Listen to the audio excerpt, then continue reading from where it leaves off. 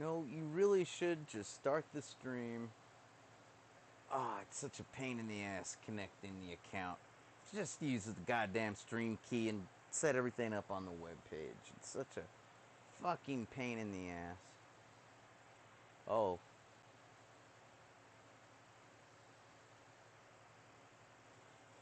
Hi. Oh shit.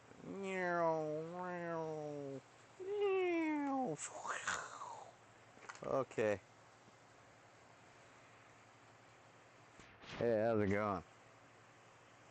I'm JJ, and I'm the owner of Bright Idea Records, located at brightidearecords.com. The brightest minds in music of today. Speaking of brightness, where's my goddamn sunglasses? I got. Oh, here we go. I didn't need to curse; they were right here. I apologize. I'm an amateur, really. I'm not really a professional crazy person. Nah, just an amateur at it, really. Truly. But today's episode is not about that, no. This is more of a tutorial-oriented thing, if you can believe that. We even have a schedule set up. And I even have, like, I'm even, like, setting things up around here. I'm trying to, you know, I can't show you too much. That'd be behind the scenes, okay? But here, check this out, okay? I'm gonna show you the agenda for today, okay? And then I'm gonna start the agenda for today, and hopefully by the time the agenda plays, let me take this off the screen. We'll be ready to get wild and crazy here, because you know I have some. Sorry about that. I have some pretty good friends that have been wanting to stream for a while. Some people I've known for a long time, and some people that are just getting started. And while I have other friends that are practically more established than I am. So I really have friends of all types and sizes and skill levels, apparently. And experience point levels. So it's going to require me to help bring up the ones with the lower experience points. They got to play catch up now, and that's what this video today that I'm going to make live, because I figure if I make it on tape, that's just cheating. How do you make a tutorial on internet streaming on tape? Like, how do you pre-record a tutorial on streaming? That is some chicken shit, dog, and I'm not going to do it. So I am going to show you my failed attempt yesterday, which is a good thing because I've had practice now. The reason why it's a failed attempt is merely because I guess OBS, it was lying to me. I thought that I was recording everything I was doing because I launched a multi-session where you have a second OBS studio window open, and I was recording the video with the other one, and it made a whole lot of sense. I think I'm just going to bring a goddamn mirror in here and lean it up against the wall and point a camera at it or something, because I want to be 100% sure. And I figure if the accident that happened yesterday happens today, somebody will tell me and I'll save a lot of time, because I was super pissed when I realized that the video was a total waste of time. But I was ready to delete it, but no, it was merely just practice, okay? So that's what's going on. And then we'll show you some classic tutorial videos, alright? That's what's up today. It sounds crazy, right? Hey, it's like almost like, hey, things are like happening. It's not that crazy. People do things, okay? It's cool. Not that crazy. Not that weird, okay? It's really not that weird. The thought of me doing a tutorial video, okay, not that weird, I'm telling you. Oh, don't look at that. You're going to see my stream key, for God's sakes. And then I won't look like a professional anymore. I'll look like a total amateur that just, like, always claimed to be one, but people thought I was being modest. But no, I really am. Okay. I'm trying to load it up. Oh, good God. You're gonna... Okay, there it is. Wait a minute. Attempts to improve... Yeah. Yeah. That's it. So, let's see. Let's make that large. Yeah, literally a live tutorial. Rough schedule. Intro. That's what we're doing now. A couple minutes. Yesterday's blown attempt is going to take 33 minutes. I'm going to warn you now. The audio is kind of overmodulated. It might seem like it's going to blow up your speaker or stereo system. It should not, because the volume never reaches a peaking level. It is very bassy though and boomy, and I can advise that you start at a low volume when I start playing this in a second here, okay? Half an hour. Then I'll show you my famous digital media, analog to digital media conversion video that lasts about almost 20 minutes. And then we'll start the real thing. So that gives me about like 45 minutes to get my shit together, and that'll be great. Okay. Alrighty. Hey, this is not about gaming. God damn it. What the how-to and style? More like how-to with styles, actually. To be perfectly accurate. More like a how-to with styles. I tell you. Okay, here. I don't know why I'm looking up yesterday's failed attempt on YouTube, because it did not... God damn it! You're not supposed to see that. I always show my desktop on every stream, and it's so embarrassing. Even though I made some new folders, alright, I went into DOS, I did like an mkdir, zips, exes, rars, texts, JPEGs, PNGs, TIFFs, waves, MP3s, MPEGs, MPEG-4s, MKVs. Yes, that was all on my desktop before. And now they're all in directories and my desktop still looks like shit. Sorry about that. Oh well. I'm not here to please you. I'm here to show you what I do, and that is practice. Yeah, hope you enjoy this. Testing. I said testing. Is this thing on? This thing is making a mockery of me. Is something that you might find yourself saying these days when you try to stream on the internet. Hi, my name's JJ. You may know me as Zot or JJ. Maybe Zot, maybe JJ. Heck, maybe even J squared. The fact of the matter is, I'm kind of a video nerd, and I'm a burnout. So that's the reason why this video is entitled OBS Streaming Studio Software for Anyone. Because I'm going to show anyone how to use it. I'm kind of like, well, no, I'm not a simpleton, but I try to live like one as much as possible, because it's easier than being some techno-wizard. The only reason to be a techno-wizard is if you're trying to do something nobody's ever done before. But guess what? Lots of people stream, and you can too. So let's get started, shall we?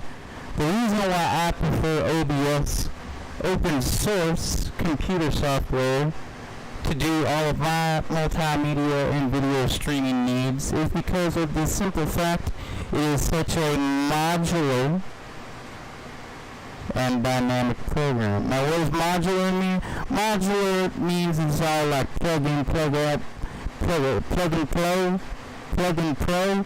No, plug and play. It's modular like that. It's like a transformer and stuff. Okay, what else? Dynamic.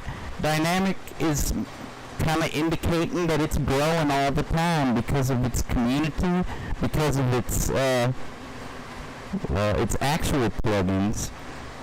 Yes, it does have a thing called plugins.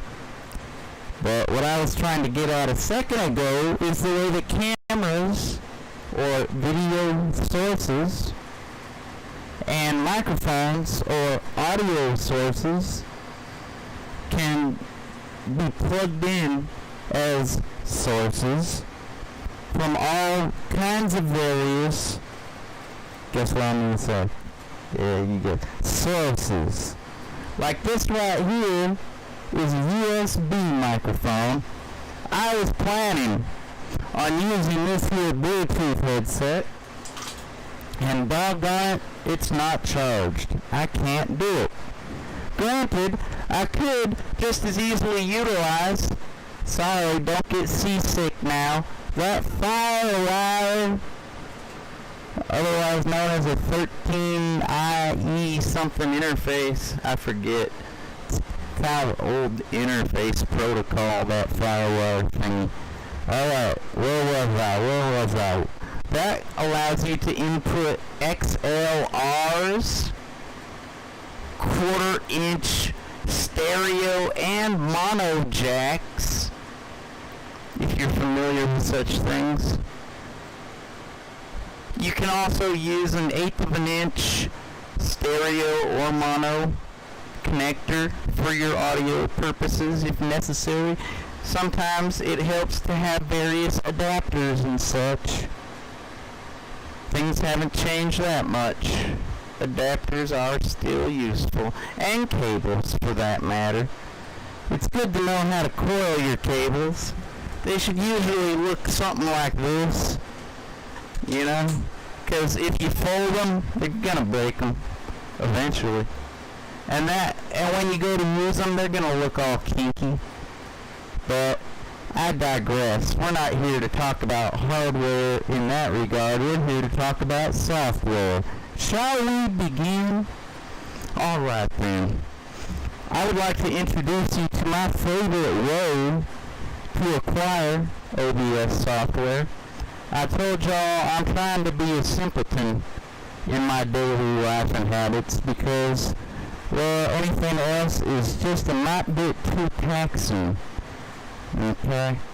So, I find that using a program that I will now pull up onto the window, and I will remove myself, if you don't mind. This little program is called Steam Powered. Yeah, made by Valve Software. Now, it's mostly for video gamers. Some people call them geniuses, some people call them slackers, other people just call them video gamers. And that's what they do. They go into this Steam-powered store, if you will. It's just like a Microsoft store or an Apple store, but it's even easier to use, and it's more fun because it's for games.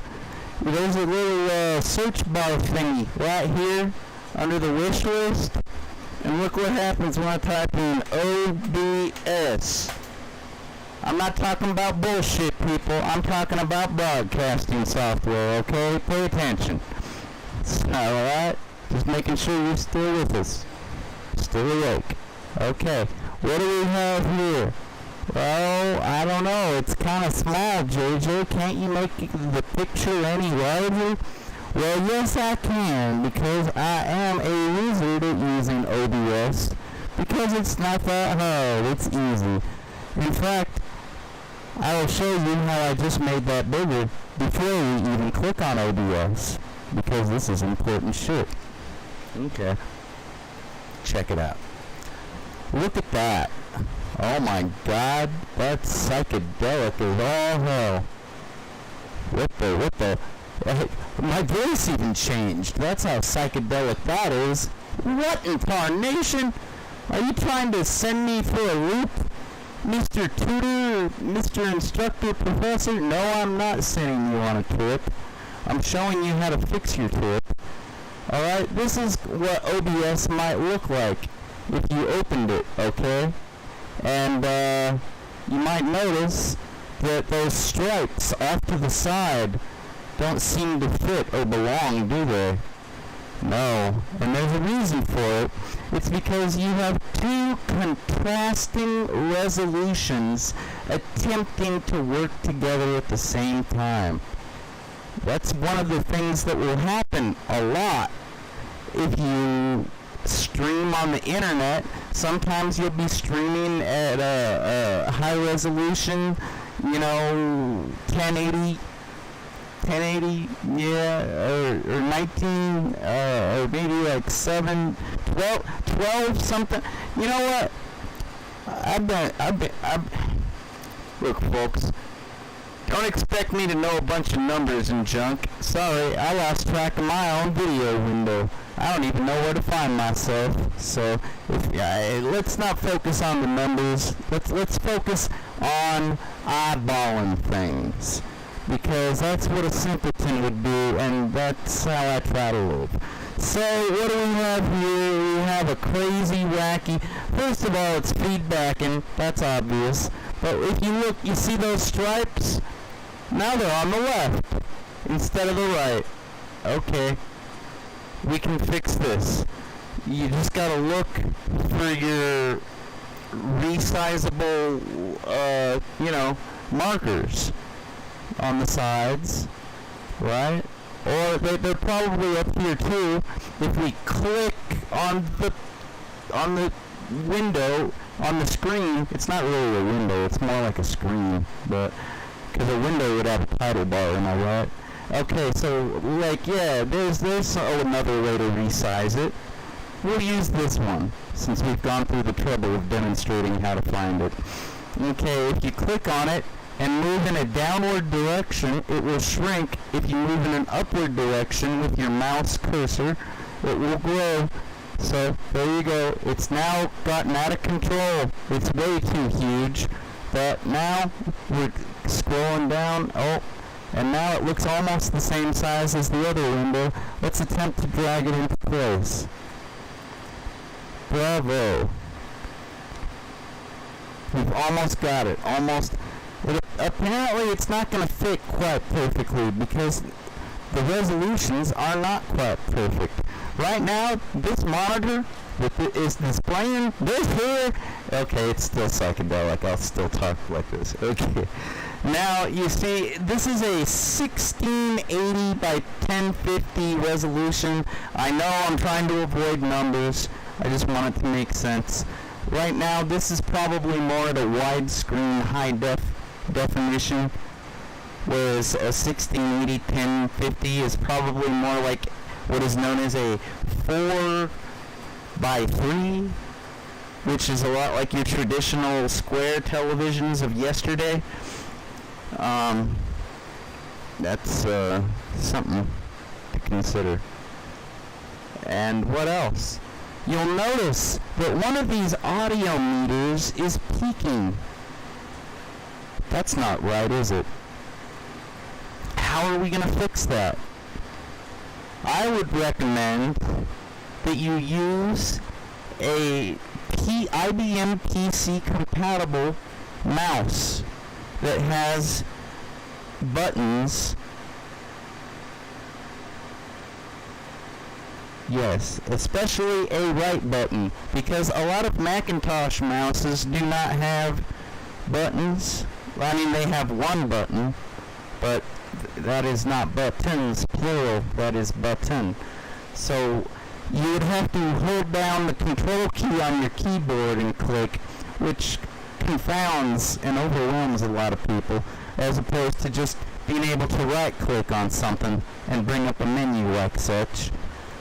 Now you'll see that there are various things like lock volume. I never use that.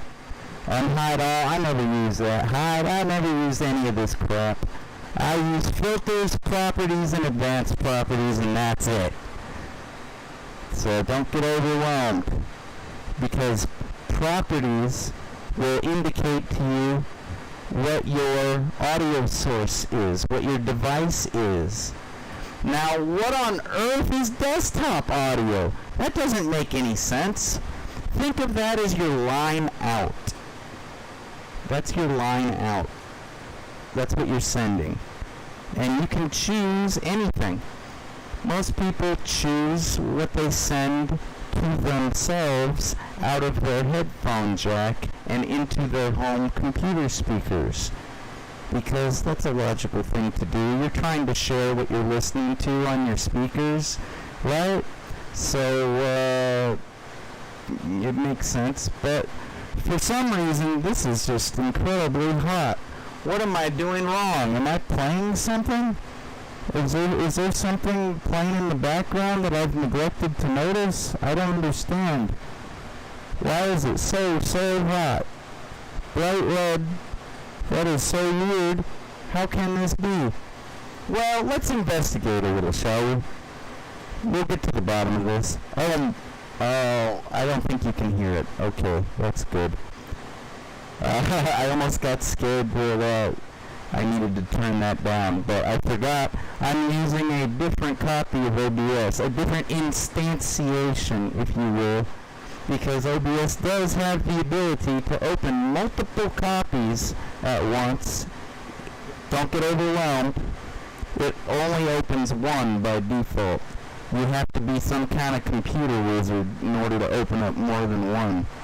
So it's nice only being able to open one program, because it's like your control panel, your dashboard, your Grass Valley switcher, if you will.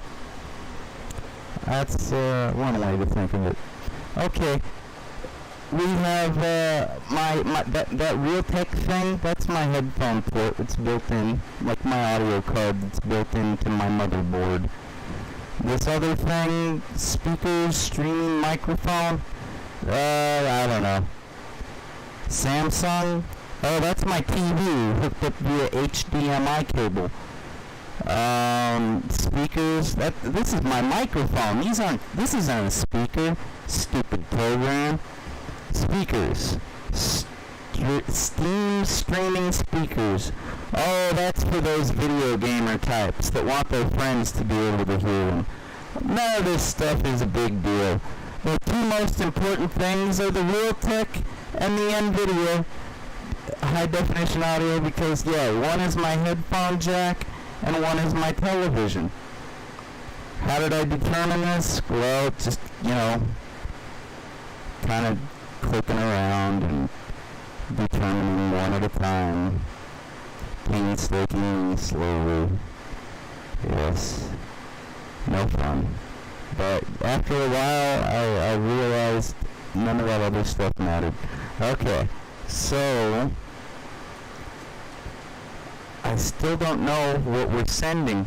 Maybe I should plug my, I should turn my speaker on and find out what's so loud. What is going on? Why is this so loud? Hello?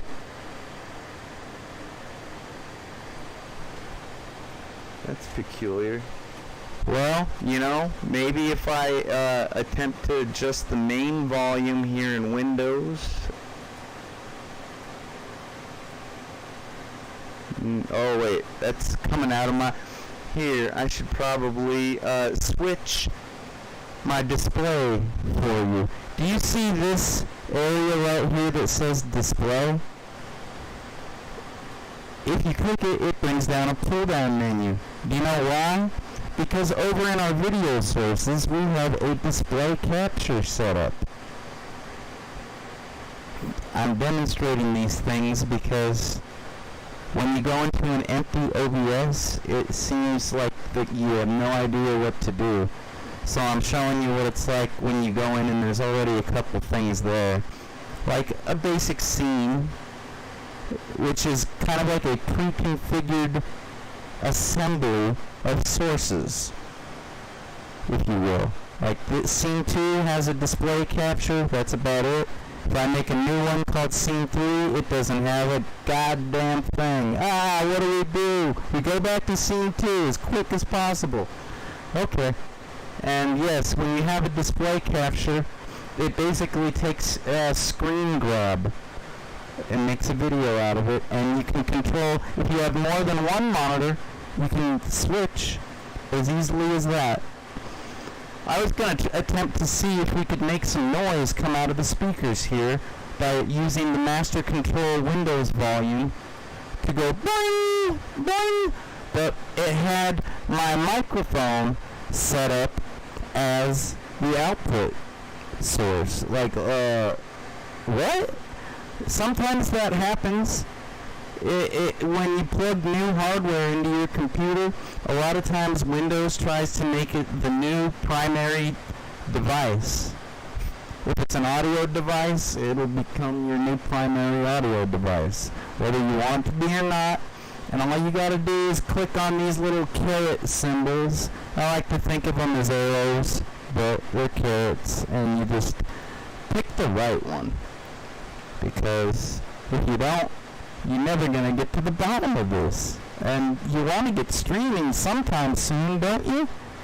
Alright. And you're never gonna do it using something like, oh, I can hear. Well, now I don't know why that level was peaking so high. Oh, it was peaking because it was picking up my microphone level, because we had that set as the source. And now I will attempt to get back my video window if I can. Let me see. Wasn't that fun? That's what it is, dealing with sources in OBS. There are many different types of sources. Over here we have a video capture, which is my web camera. And then we have the display capture, which is what I was just demoing to you. And this microphone is attached to my mic or aux level by, I set it in the properties. See? They call this thing a Yeti, even though it's a Blue. The brand name is Blue, but I guess the manufactured parts are Yeti. I don't know. Something like that. Gosh, I wish I would have had the battery charged on my Bluetooth microphone. It's so much easier. Oh well.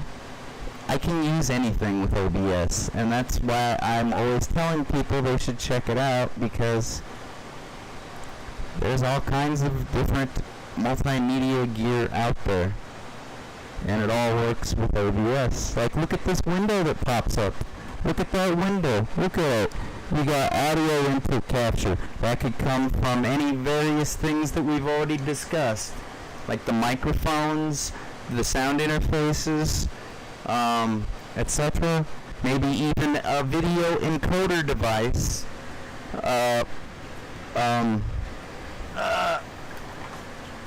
Much like this one right here that I'm gonna break if I tug on it any harder. Yeah, I need to coil my cables. I'm the instructor. Alright? Pat down. Save your questions for after the class. Alright, we also have audio output capture. It's kind of like working with an input source, but you're utilizing your output source for an input source. It's a lot like when we were talking about the headphone jack and the HDMI audio, that comes out of my TV's built-in speaker scenario. That's all that means. A browser? Is that like a web browser? Yes, it is. Color source? What is that? It's a color source. Display capture? It's a display capture. We've already done that one.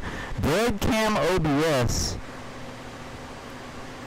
That's some of that technical wizardry that I really should not get into right now, because it is an advanced technique that involves installing custom software that you have to download from a website, and then you have to run an installer program to have something like that. What does that enable me to do? What's so special about, why did I go so far out of my way to do that? Well, I suppose it was because I wanted to use my phone as a camera, and maybe even a microphone.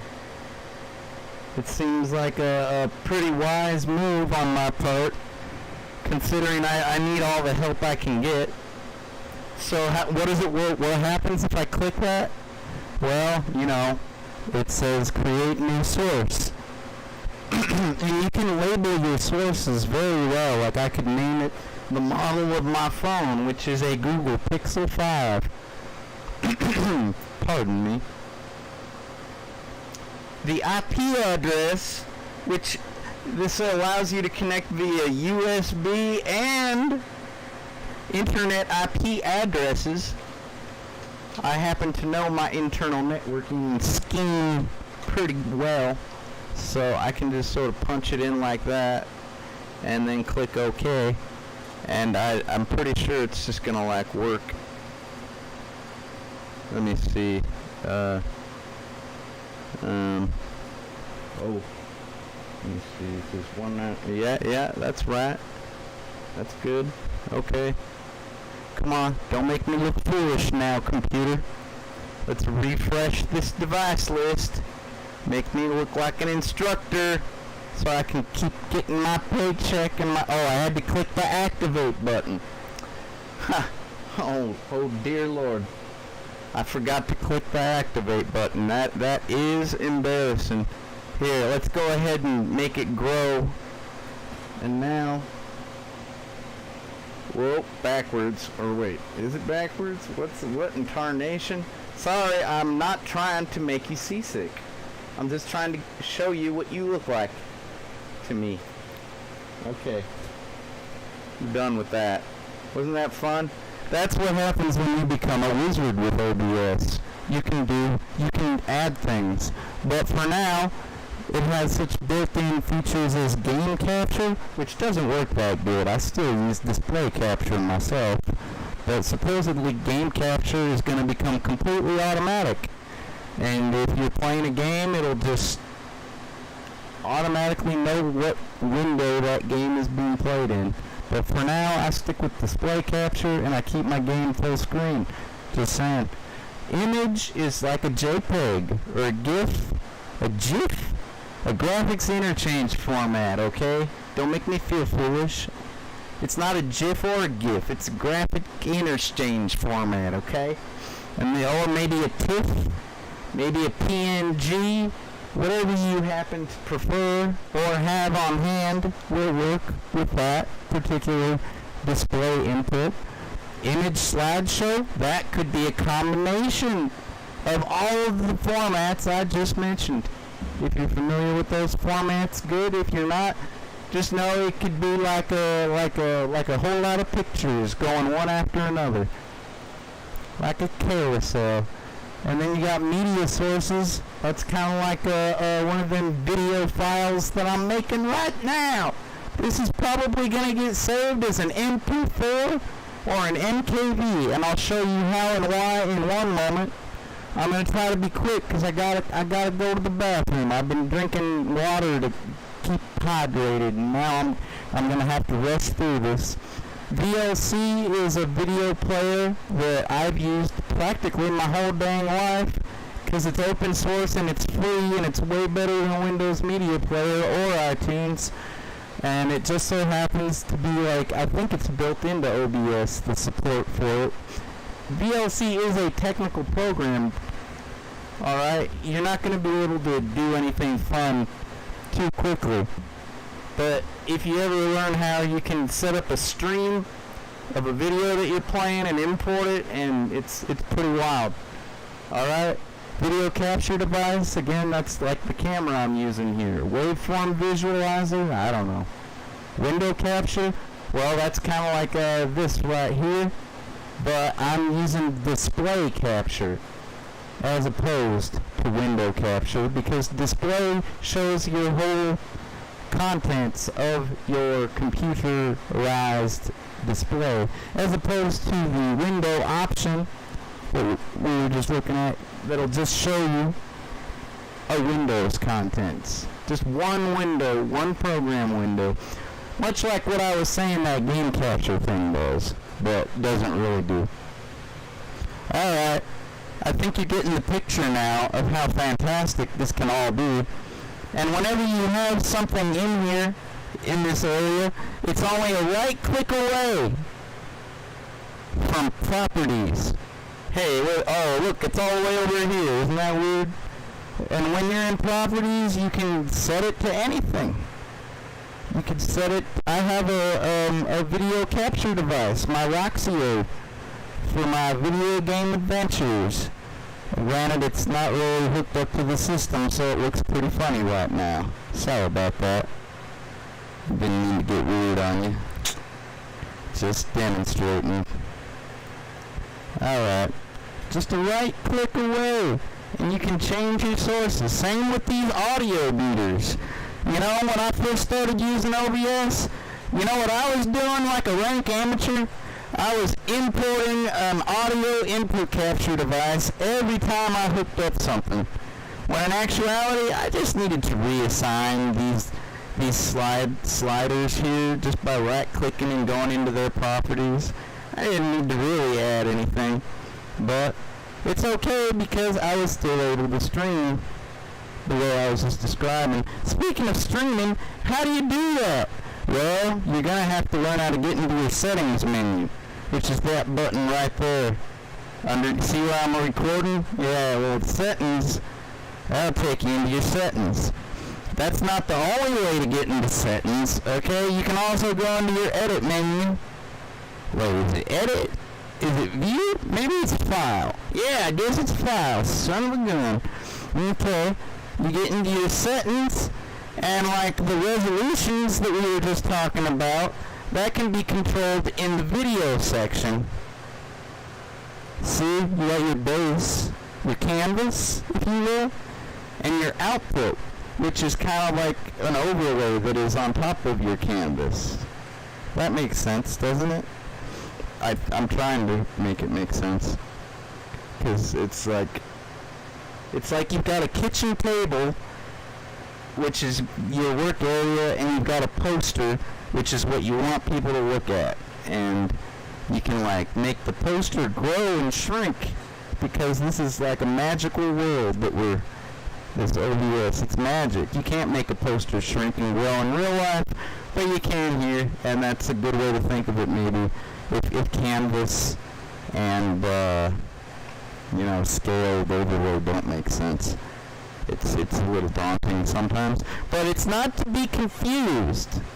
This video settings area, it's not to be confused with your stream area, okay? Because yes, and your output as well, okay?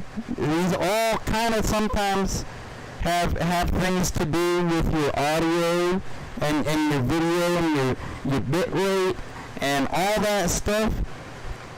But luckily for you, class, OBS attempts to figure out all those technical network details regarding your bit rates and your encodings. It tries to figure it out for you, and it does a pretty good job if you let it. So, but you got to go through a little bit of a walkthrough when you first set up a stream. Now, my YouTube is already set up, and I don't want to mess it up. I just got kicked off of Twitch, so I don't want to go near that either. Let's go to Facebook Live. I don't really have a Facebook Live.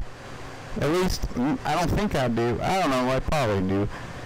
You see there's this button that says Get Stream Key? OBS makes it just that easy, just that trivial. You don't have to go hunting all over the internet to find that dang thing. No, you don't. No, it's going to take you right to the very page that you need to go to. And you'll probably find it on here somewhere. I don't know. Maybe go live. Is that where we look? I told you, I'm a YouTube person now. Alright? I don't know where to look for this. And no, I'm not going to worry about giving it access to my stuff, because it's not getting it. This is a demonstration, remember? So, streaming software. See, there's a picture, an icon of a key. And now, there's our stream key that we can click copy and make it shrink. And then, yes, we can show it what we have here. I wonder if it's going to match. I don't even know. Let's paste. Holy cow, maybe that stream key is going to work better than what was in there before. I don't even know. That's the amazing, that's why I have looked like a jackass on the internet so many times already. Is because this is so much hard work, and I'm so overworked as it is, and I'm nutrient deficient. And I told you, I try to live like a simpleton. And that right there is literally all you need to know to get streaming. You get your stream key, you plug it in, you get your audio and your video source, and then pretty much once you got all that going, your OBS is gonna walk you through. I feel like there's a way to activate the wizard, is what I think most people used to call them. So you could think of it as a walkthrough, or just it basically tries to test your network connection and get your settings just right before you attempt to start to stream. But I think that's about it for lesson 1. All right, class? Stay tuned for lesson 2.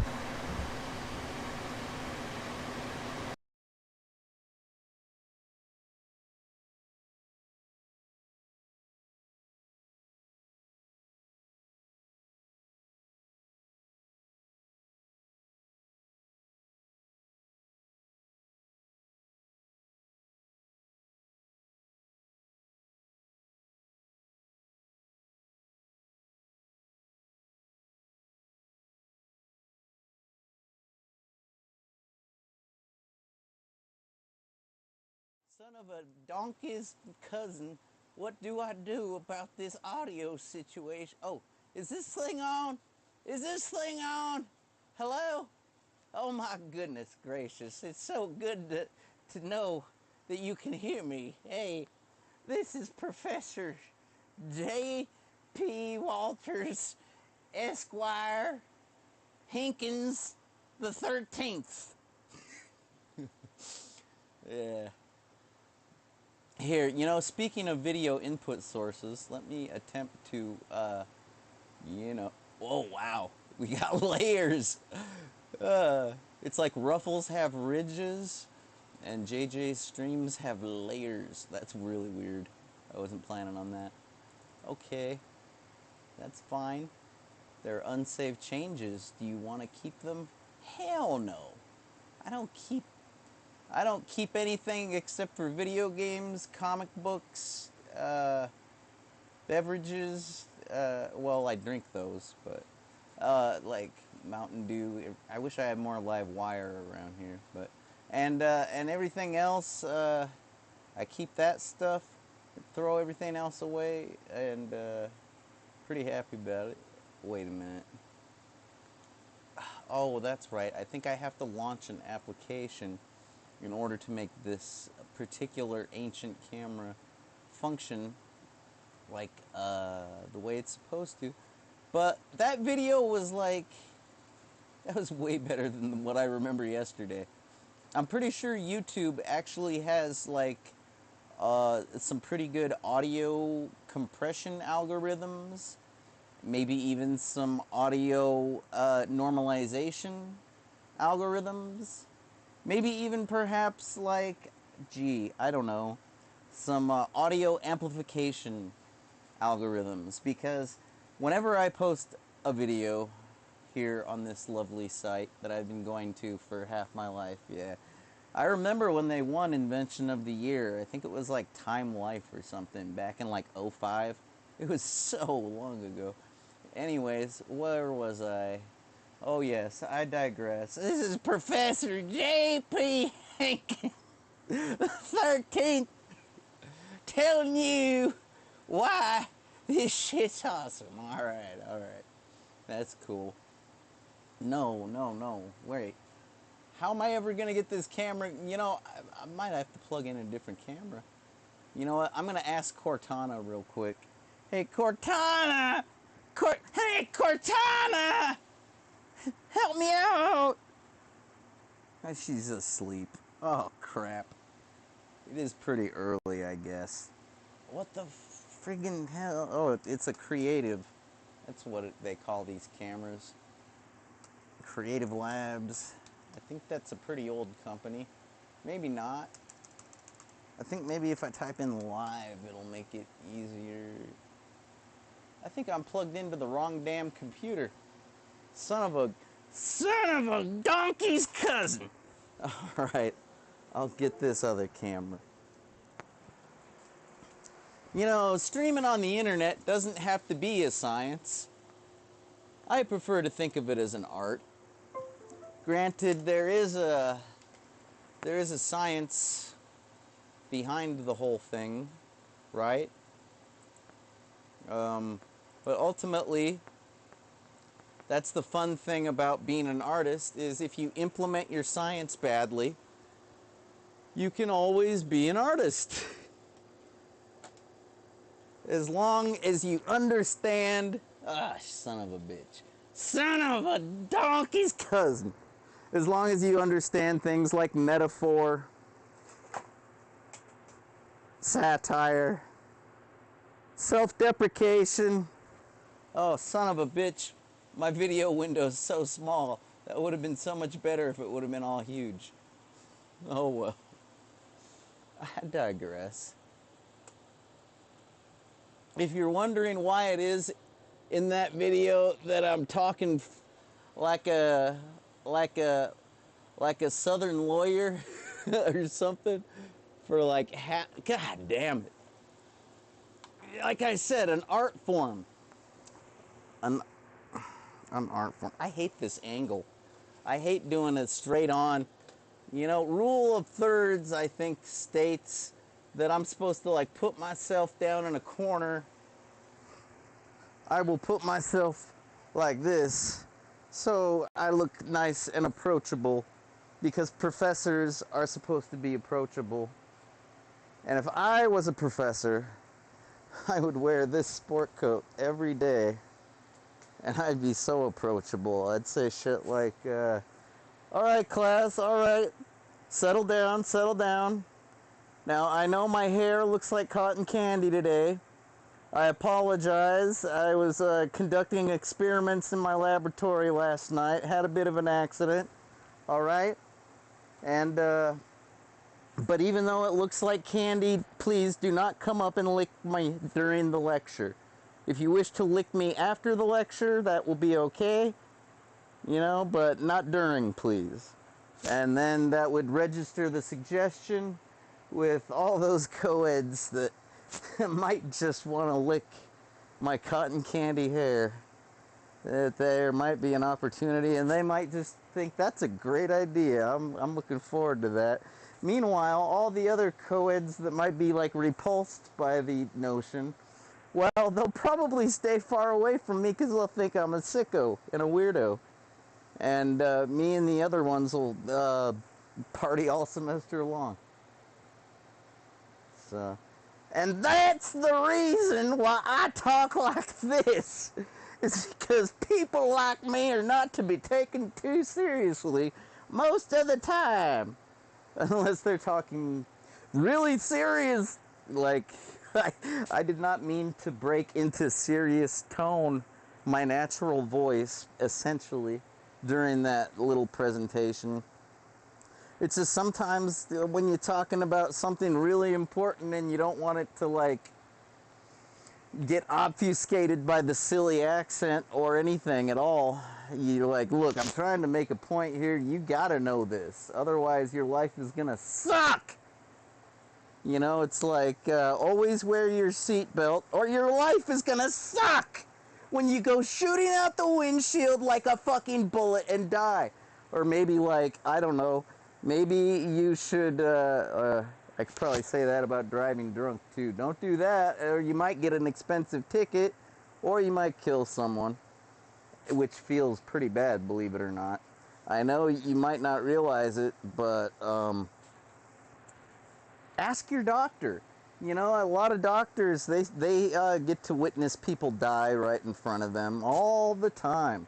So they get used to it, but still, ask them about the first time.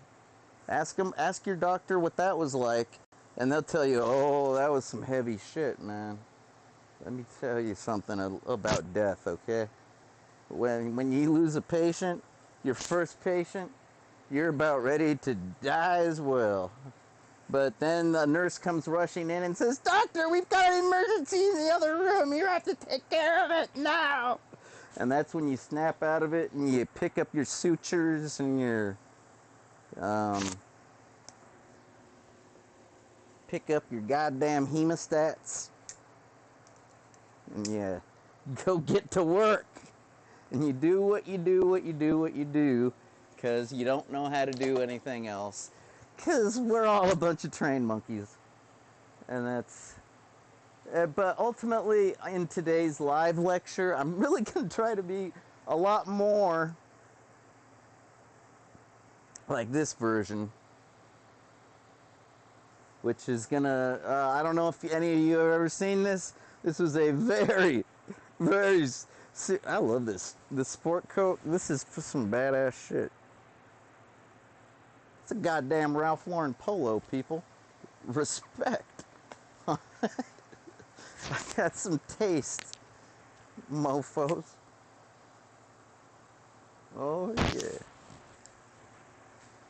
Oh. No, I don't have elbow pads, because I'm not going to be leaning on things while I wear this. Not like, well, I probably will, but not like that. With elbows on the table. Hell no. Respect the sport coat. Alright, I am your professor after all. And there will be a quiz after the class. No, alright, enough jokes. I'm sorry. Look, this isn't a joking matter. Alright, there are friends of mine out there that want to know this stuff. So this is really just kind of like the warm-up, because I got to get warmed up. Otherwise, I'm going to perform like I did yesterday, which I'd like to do a little better. Even though, watching it was like 10 times better than what I thought. Like, I thought that there were no shots of the OBS windows or software demonstrations, but there were a few at the beginning. But for some reason, towards the end of the video, they weren't, overlaying. Even though I saw them, I knew they were overlaying. I don't know what happened, but it's okay. Like I say, we'll stream this, and if any glitches occur, you can let me know. I will attempt to review the chat room like a streamer. Yeah, Jay, like a streamer. I will attempt and hopefully succeed at checking the chat room. If I don't, well, I guess Kevin maybe will call me, or somebody will. I don't know. We'll see. Anyways, this is a video made back in ancient prehistoric history, back when people were starting to take their record collections and convert them into digital media. It's kind of a new thing, if you will.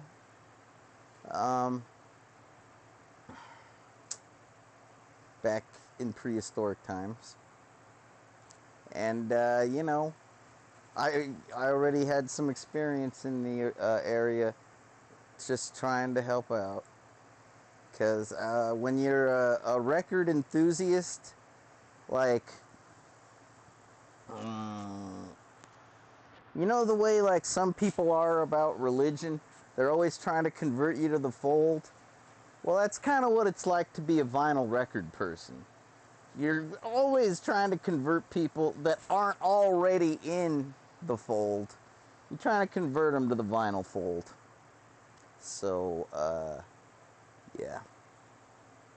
And with that, are we having fun yet? By the way, in case you just tuned in, I'm JJ Styles, and I'm not sure if this is the Bright Idea stream or my personal stream. Don't really care. I tweeted it, so it's findable. I'm the owner and proprietor of Bright Idea Records, located at brightidearecords.com, and on today's stream, I'm just trying to show some tutorial-style videos and have a little fun with it, if possible.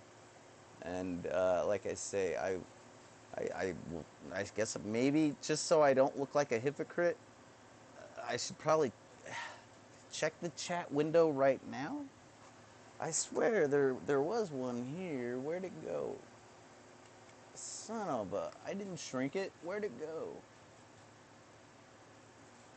It's... oh, that's right. When I disconnected my account and started using the stream key to stream with instead, that's when it made the chat room disappear. So I do have to check it on the site. All right. Yes.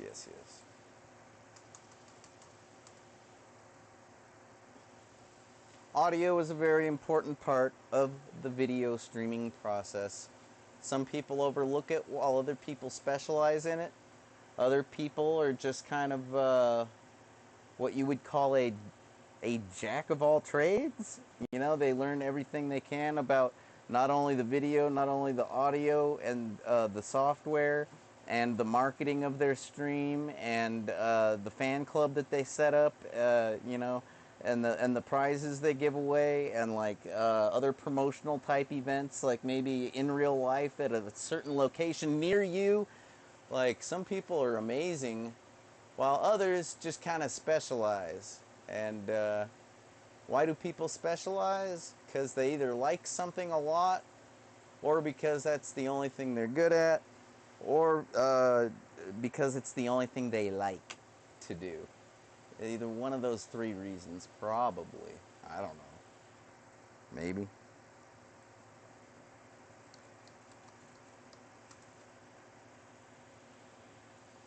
Just saying. All right, I'm out of here. Here, enjoy this. This is fun. Okay, real fun stuff.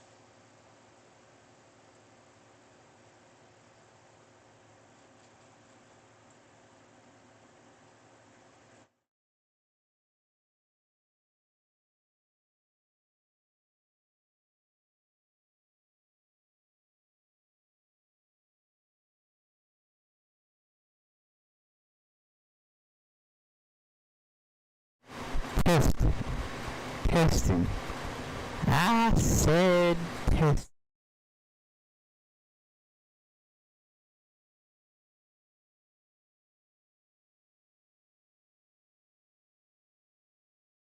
What are you calling me for? I'm in the middle of streaming. It's fine. It's fine. I'm gonna put a red light bulb up.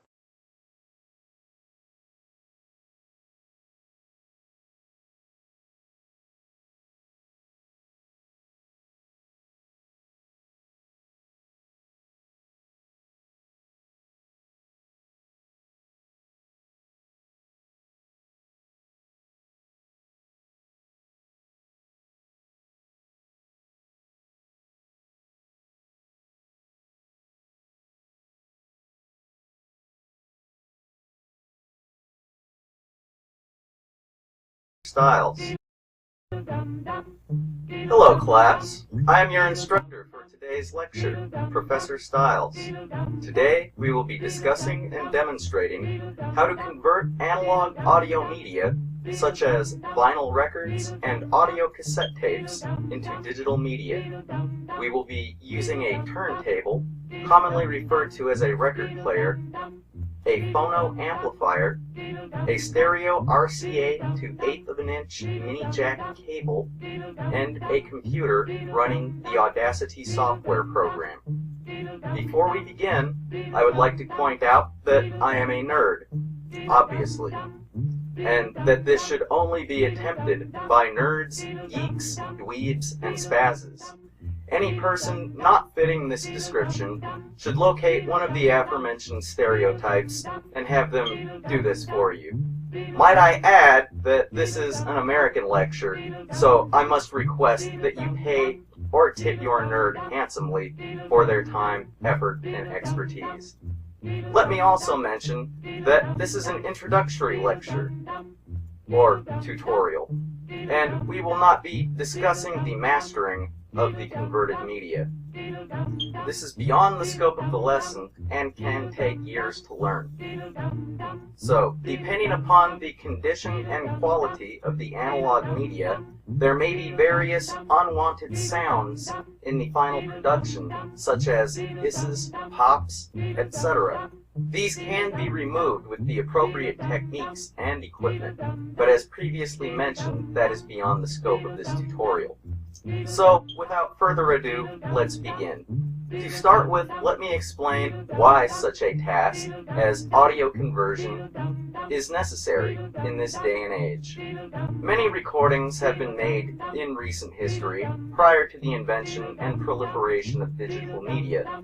These recordings are precious, and once lost, can never be replaced. Analog media has a tendency to degrade with time, unless stored in specific environmental conditions. Even if stored in perfect conditions, the eventual playback of the recorded media can cause degradation as well.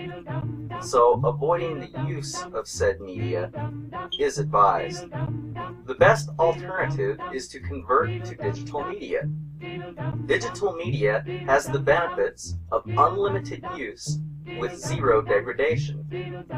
Digital media can be stored indefinitely in a variety of environments with no or little consequence.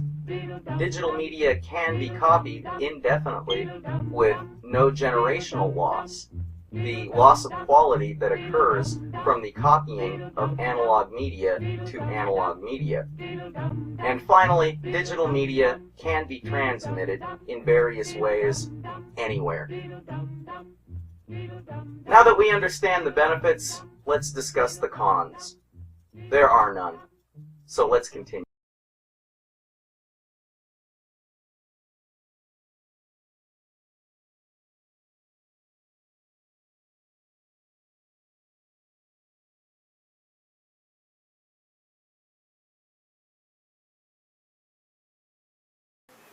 Alright, class. This is some of the equipment that I was mentioning earlier.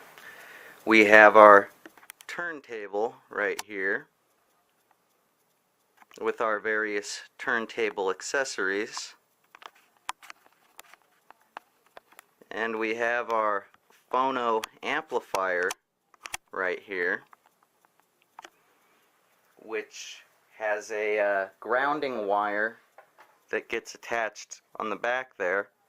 If you don't use that, you'll usually get a bad hum or buzz in your recording. So it is very much advised that you ground your turntable. And here is our stereo RCA to 1/8 of an inch mini jack connector, or cable rather. And as you can see, this mini jack is a stereo mini jack because it has those two black lines there. That means it has both the left and right audio channels. If we were converting a mono or non-stereo recording today, we could use this cable right here, which has a USB connector on one end, which is plug and play. So Audacity detects this as a sound input source immediately, but I only have this converter right here. I have to use a converter because this is a 1/4 inch jack right here for like an electric guitar, etc. And this converter to 1/8 of an inch mini jack here, it only has one black line, so you can see that it would only work on a mono recording, which is usually the left audio channel or the white RCA cable. So now I have here some of the recent records that I've purchased at the music shows that I've been to, and like these are some bloat records. We got like Pork Torta, Monster Pussy, Mr. Free, and the Satellite Freakout. And as you can see here on the Pork Torta record, there is a free MP3 download of the entire album. And this is a very handy feature because you can get your MP3 audio download and never even have to play your record. You can just put it on the shelf and collect it. Which, half the fun of records is collecting them. As you can see, or in a moment you'll see, Professor Styles here has quite a few records in his collection, in my collection. So this can be quite a tedious task, the conversion of all this media. So when you can get a MP3 download, it is very much, it's very convenient, very handy. So I was able to do that for these two records, for Pork Torta's Casual Living and Monster Pussy's Tales of the City, and the MP3 downloads. But for Mr. Free and Satellite Freakout, there is no such download option. So we have to convert the media if we want to listen to it on computers or iPods, portable digital media players, etc. So let's go ahead and start the process. As you can see, I have already loaded the turntable up with the LP record. LP stands for long play. This is a 33 RPM record, which I have the turntable set to, the 33 rotations per minute speed. The 45 rotations per minute speed is usually for singles, like 7-inch records, because they play faster and typically are considered to have a higher audio quality or fidelity. But 33 is perfectly fine as far as I'm concerned. It sounds great. So we have our LP already loaded, and I'll go ahead and cue up the needle here. Get it right about here on the edge of the record. I already converted side A of this record prior to this video recording, so we'll be converting side B. Now we take our 1/8 of an inch mini jack to RCA cable, plug it into our phono amplifier,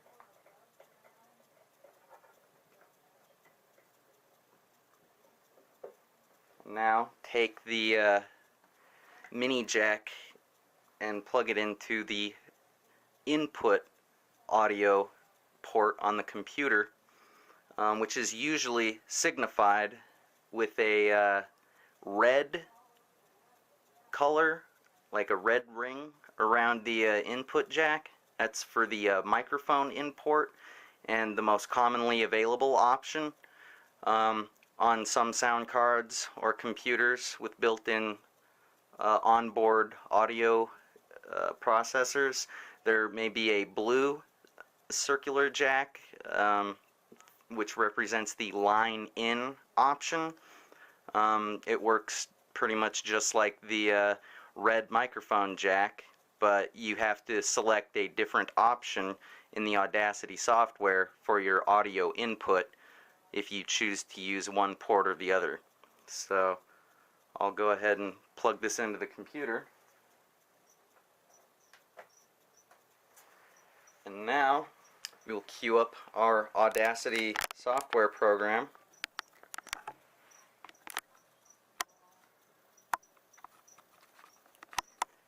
As you can see, I got it loaded up right there already. Got that on screen by double clicking the program, launching it just like you would any other program. This is the how to get help screen, which doesn't really need much explanation. There's a lot of features in this Audacity program, And here, let me get a better shot of the screen here.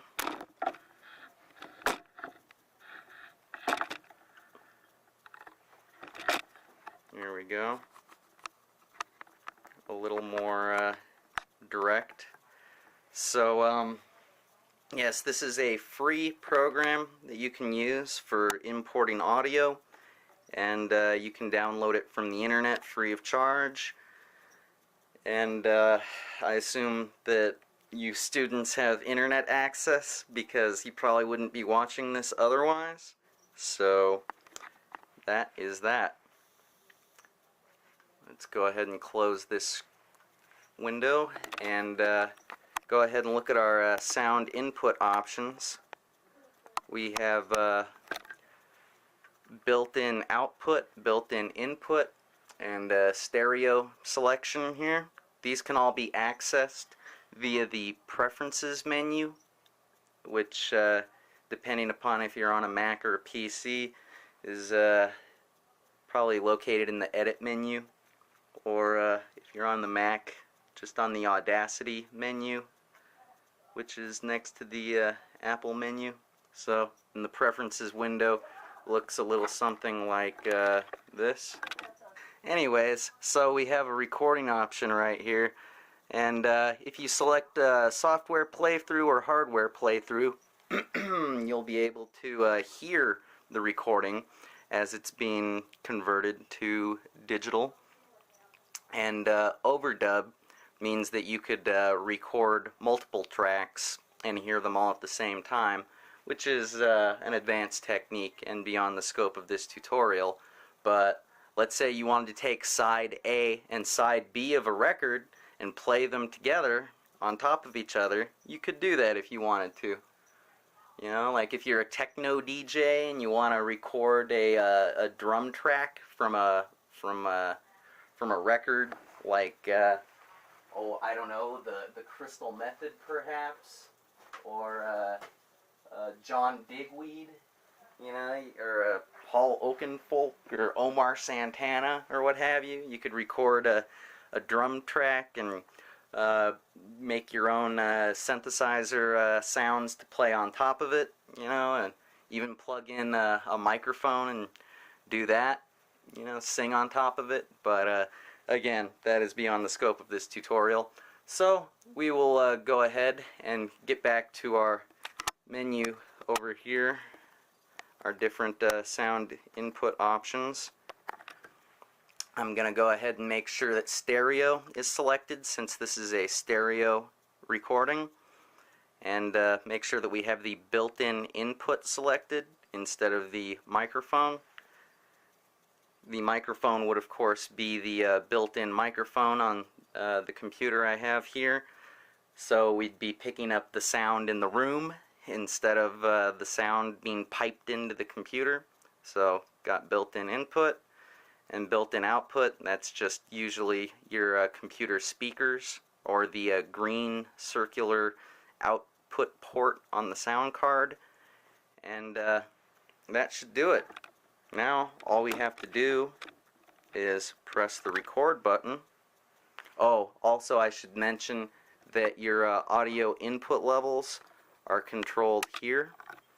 So I've already calibrated my audio and found that 0.5 on the meter is the best spot for this recording. So I'll demonstrate in a moment why and how I came to this conclusion after we start recording here. So now I click record, and we got nothing. So I will lower the lever on the needle for the turntable. Now that it has been lowered, lower the lid just for the heck of it. And there is our recording. You can see it right there.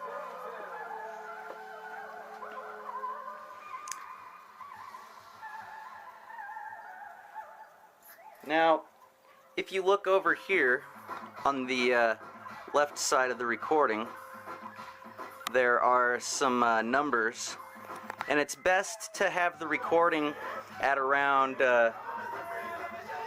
excuse me, let me turn down the volume so you can hear me. It is best to have your levels at around 0.5, because if they get up to 1.0, the recording can start to overmodulate, which is not desirable. It will usually sound like the sound will start to break up and sound. It'll sound something like this. Hey, what's going on? Now it'll sound really loud and distorted. So I did a trial run on side A and found the appropriate level by moving the slider right here to the 0.5 for the microphone input volume, and that's it.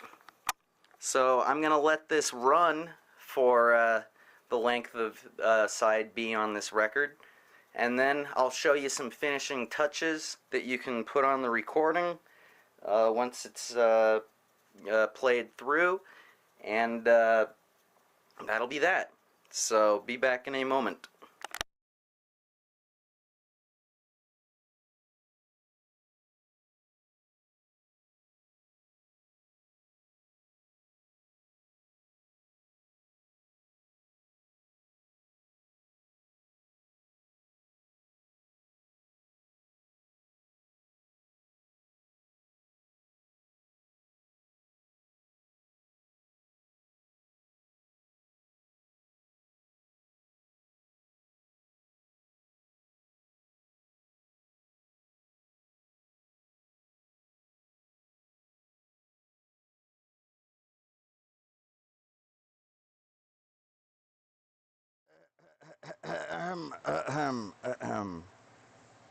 Hello, class. Sorry about the interruption. I had some pressing matters to attend to. Back to roll call. Bueller. Bueller. Bueller. Bueller. Oh, are you talking about Ferris Bueller? Yes, Simone. Ah. Oh, snap. That's pretty good. So I took an awkward moment and turned it into a funny one. I hope I can always have that much social grace in my daily activities. It takes a pretty sharp cookie, which reminds me, man, I hate that Professor Styles guy. I want to give that guy a wedgie so badly. How does he know the name of every single component, of every single device, of every single thing that he's using in that stinking video? Like, I just, what, he must be a real, like, well, he openly admitted he was a nerd, so I can't really throw that at him like an insult. He must be a real virgin or something. I mean, you gotta like stay home and read a lot of books to know every little term. And you could tell he was doing it off the cuff without a script. Jesus Christ, who the fuck does that? That's nuts. That's freaking nuts. I'm hoping that my lecture will be much more casual. I mean, that guy looks so sober. I don't think he was like drunk or on opiates or freaking Adderall or like marijuana. I don't think he was on anything. Did you see the look in his eyes? It was downright creepy. He's like, hello, class. Today we're going to talk about analog media, digital glavin. Fuck that nerd. If I ever see that guy in person, I'm giving him a wedgie. I'm telling you right now. That's what's going to go down. If you want to call the cops on me, you can, but they won't arrest me because they're going to agree, and we're going to just stand there and point at him. And we're going to go, oh, look at the nerd. Yeah. Sorry. I said I wasn't going to use that as a slur against him because he openly admitted it like that. We're gonna point and laugh and go, ha, look at the virgin, ha. And even if he's been laid, he still looks like a virgin. There you go.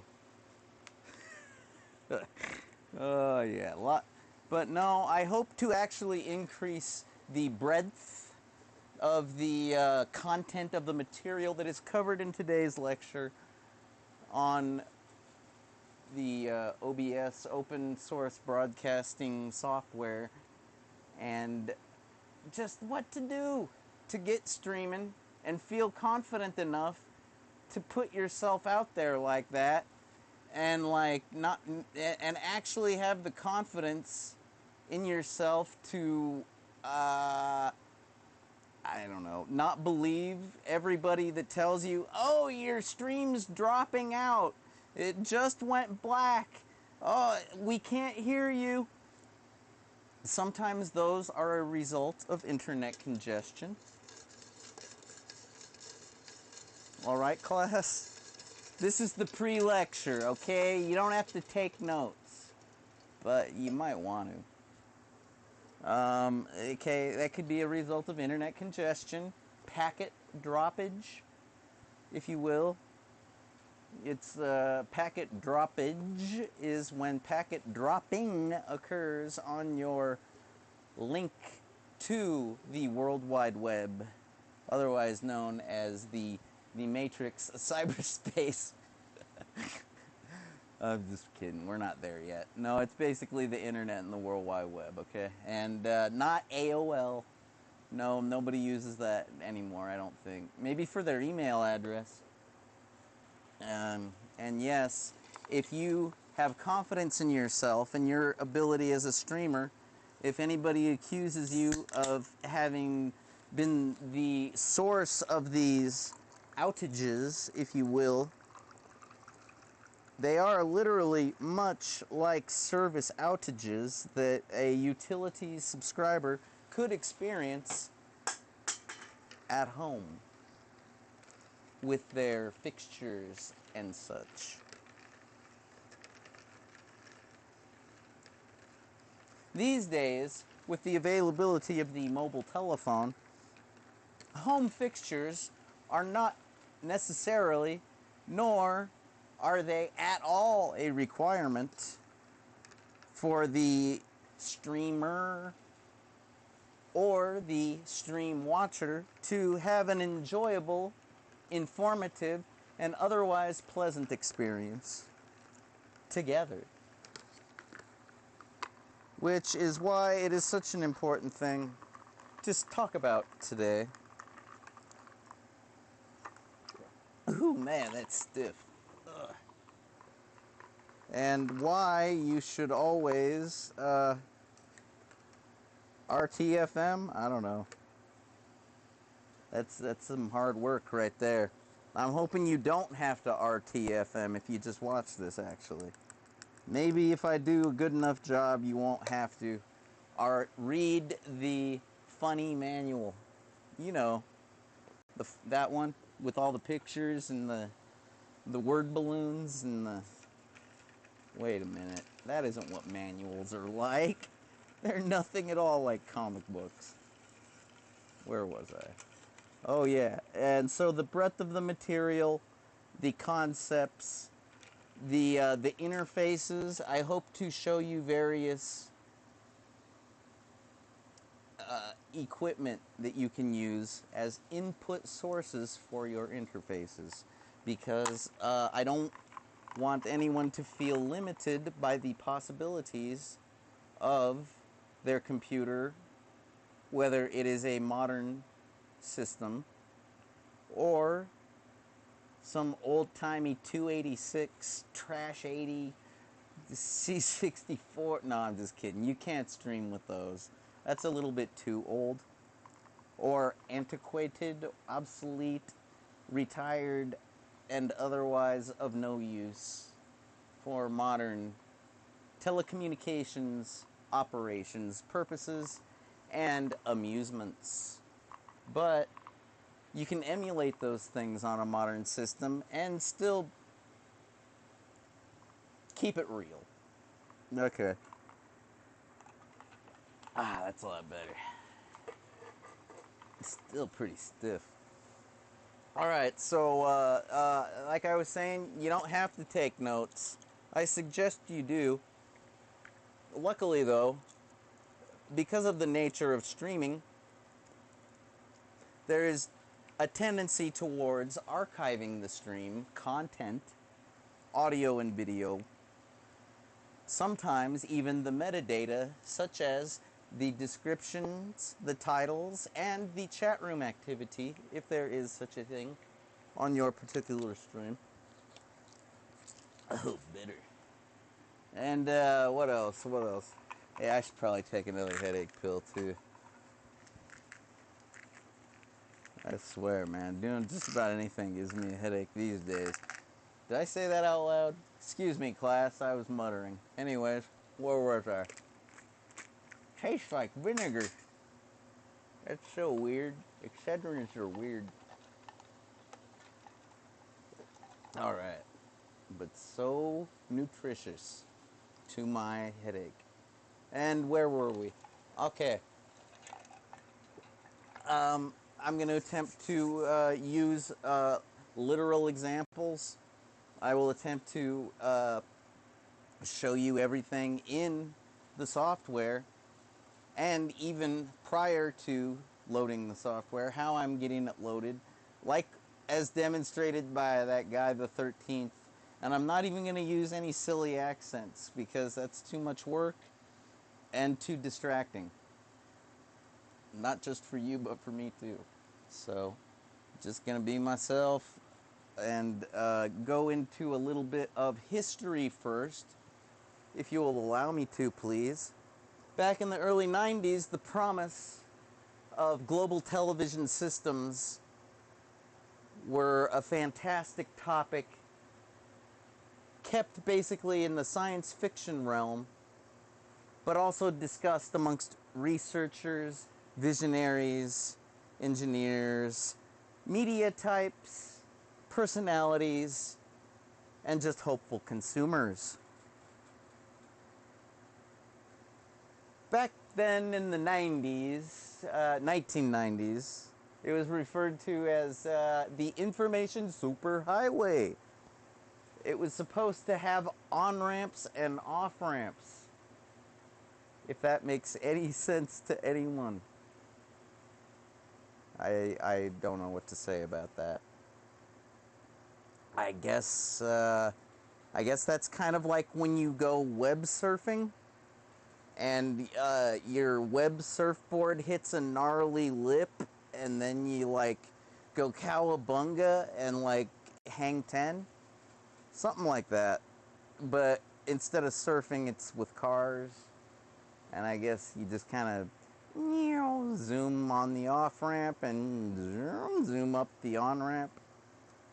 I don't know why they called it the information superhighway, but that's the way they tried to relay it to the layman's, the people not in the inner circle of the super geekhood of the justice geeks of the I don't know what the United. It's not the UN. It's the UG, the United Geeks of the World.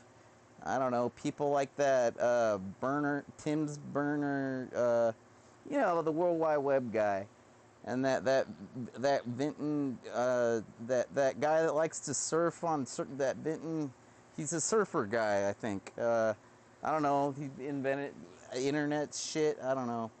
And like that Turing faggot guy, I don't know. Pardon me, I meant to say that queer. Actually, that homosexual man. He has a wonderful documentary if you want to check it out.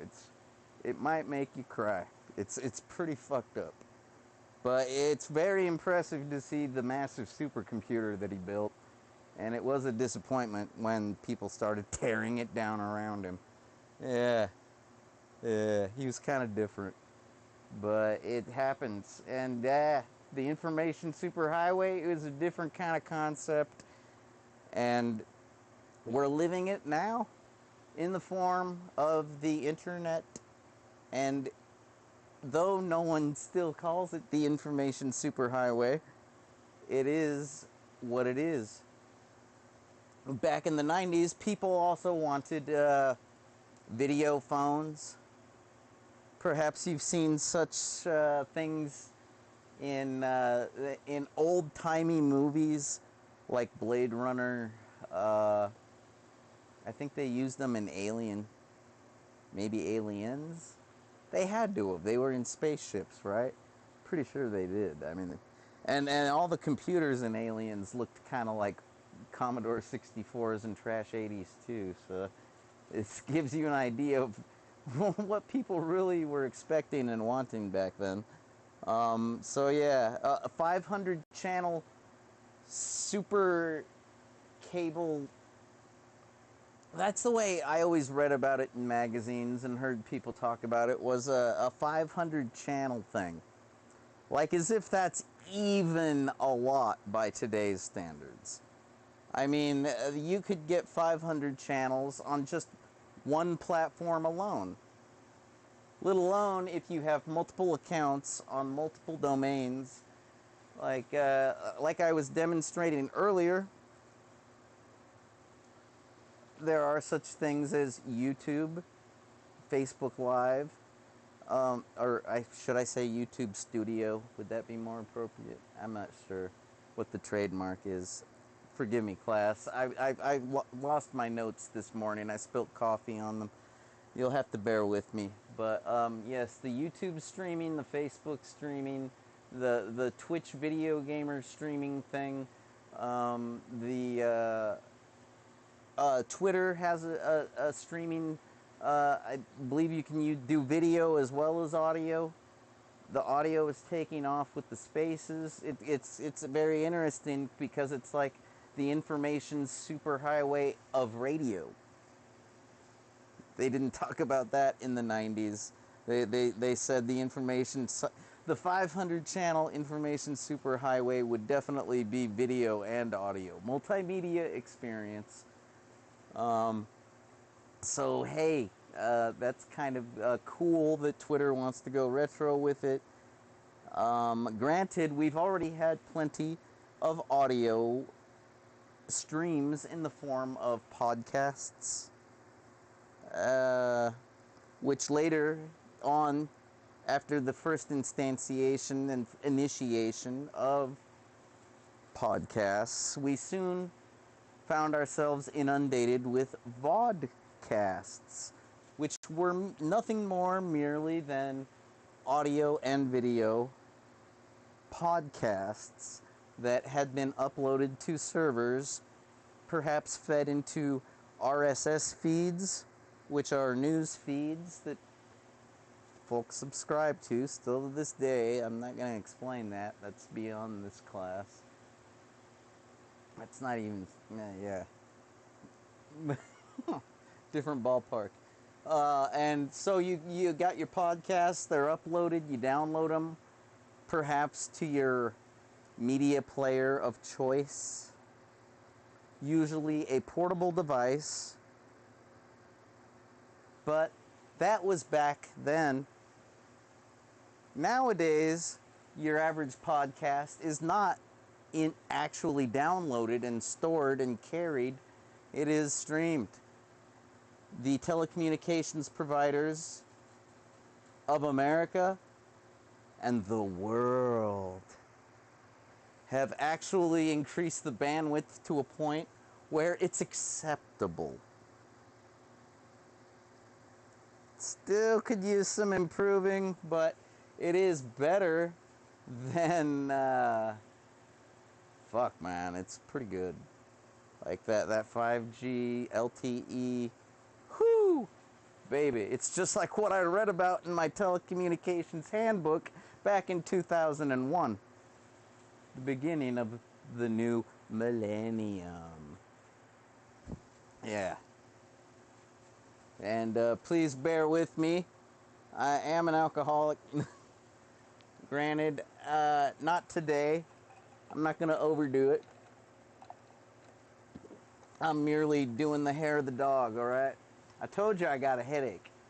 Where was I? Yes, yes. So the information superhighway, the video phone software, the podcast, the vodcasts. But back to the video phone software. Back in the early days, there were programs such as See You, See Me, and that is spelt with the letter C, the letter U. Yeah. C-U, C, M, E. Yeah, that part's normal, the way you spell me. But they were using some shorthand when they came up with the title for that particular video phone software. And the problem with that whole clusterfuck was basically the world didn't have integrated services digital network connections.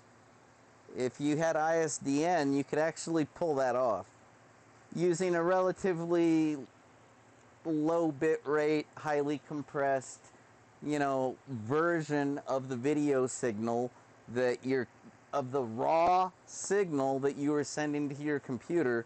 If you wrap it up real nice in compression and lower the bit rate to the bare minimum, you could actually do that stuff with a relatively decent frame rate over an integrated services digital network telephone connection. What is that? I don't know.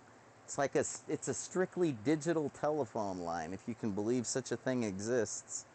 It's kind of like DSL, but without the internet. Okay? And yeah, the landlines, or otherwise known as plain old telephone systems, POTS systems. Granted, systems is redundant because that's part of the plurality of POTS. But, if you want to, you could say POT systems, and then it wouldn't feel so redundant. But a lot of times, systems is a good way to, it's like a segue word that leads you into the next sentence that's going to take you to more information that needs to be shared to the layman, the professional, the mid-grader, the elite, the posers, the hacksers, the codes kids, the wares kids,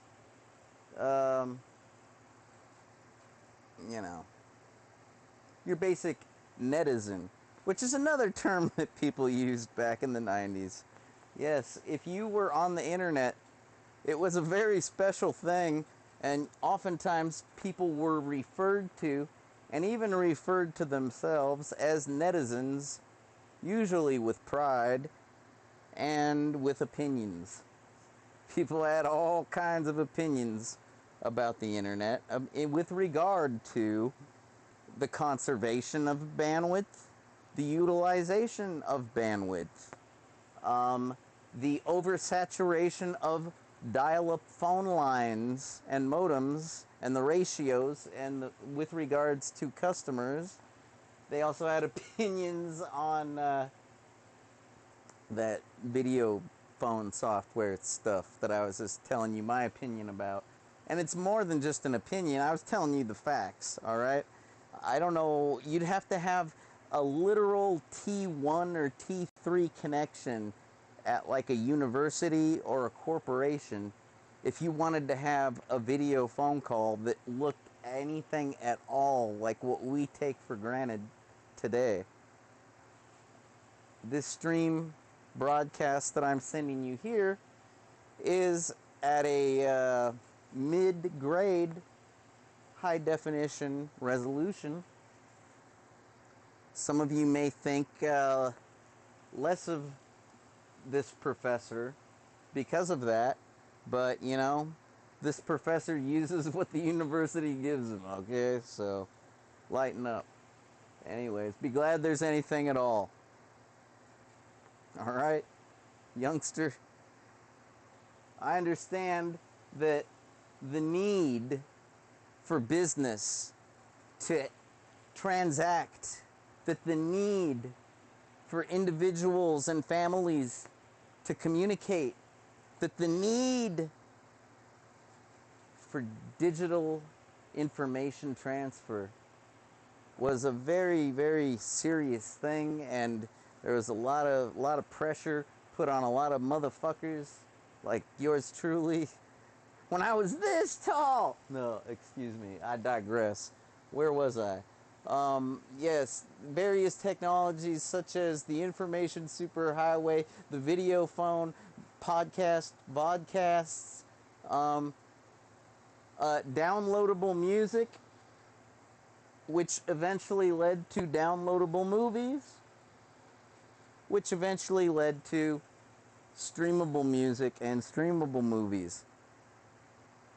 That's right, the Napster led to the iTunes, which led to the Spotify and the Pandora, the SoundCloud, which led to today's discussion, streaming video on something that you're allowed to. Because if you want to set up your own streaming platform, you can do it. There's open source software on GitHub, man. Go look it up. But hey, good luck getting anybody to watch it. You can connect to a streaming platform where millions of other like-minded individuals such as yourself exist and consume massive amounts of data, bandwidth, bits, bytes, hard drive space, optical media, solid state media, CPU processing time. For God's sake, man, it's incredible. It's mesmerizing that it even works at all. And they're even trying to do it with security these days, which back in the 90s, everything was fucking clear text, if you can believe that. But anyway, where was I? Oh yes, it's an option, and it's there, and it, if you don't use it, it could go away. The more you use it, the more prevalent it will more than likely become. There are streamers participating in the phenomenon all over planet Earth as of this moment, uplinking to various internet locations and having those internet locations rebroadcast to downlinks all over the planet at very, very respectable speeds, resolutions, bit rates, you know, the best of the codecs that there are available. If you're wondering what I mean by that, I remember MKV was the Markovian video thingy. I think it's like a Russian invention. It used to be like a really hard codec to find. I've always used VLC as demonstrated by Professor Stiles, that nerd I'd like to wedgie. But yeah, you mentioned VLC, and I've always used VLC, and it's always been able to play MKV, but a lot of other players couldn't. Now they can. That's nice, and whatever. But it's literally a trivial affair for today's streamer to interface and utilize the most appropriate protocols, codecs, etc., the most appropriate technologies for what they have to offer as a human being. Isn't that beautiful? Is that enough theory and history? Doesn't feel like enough. I could really go on.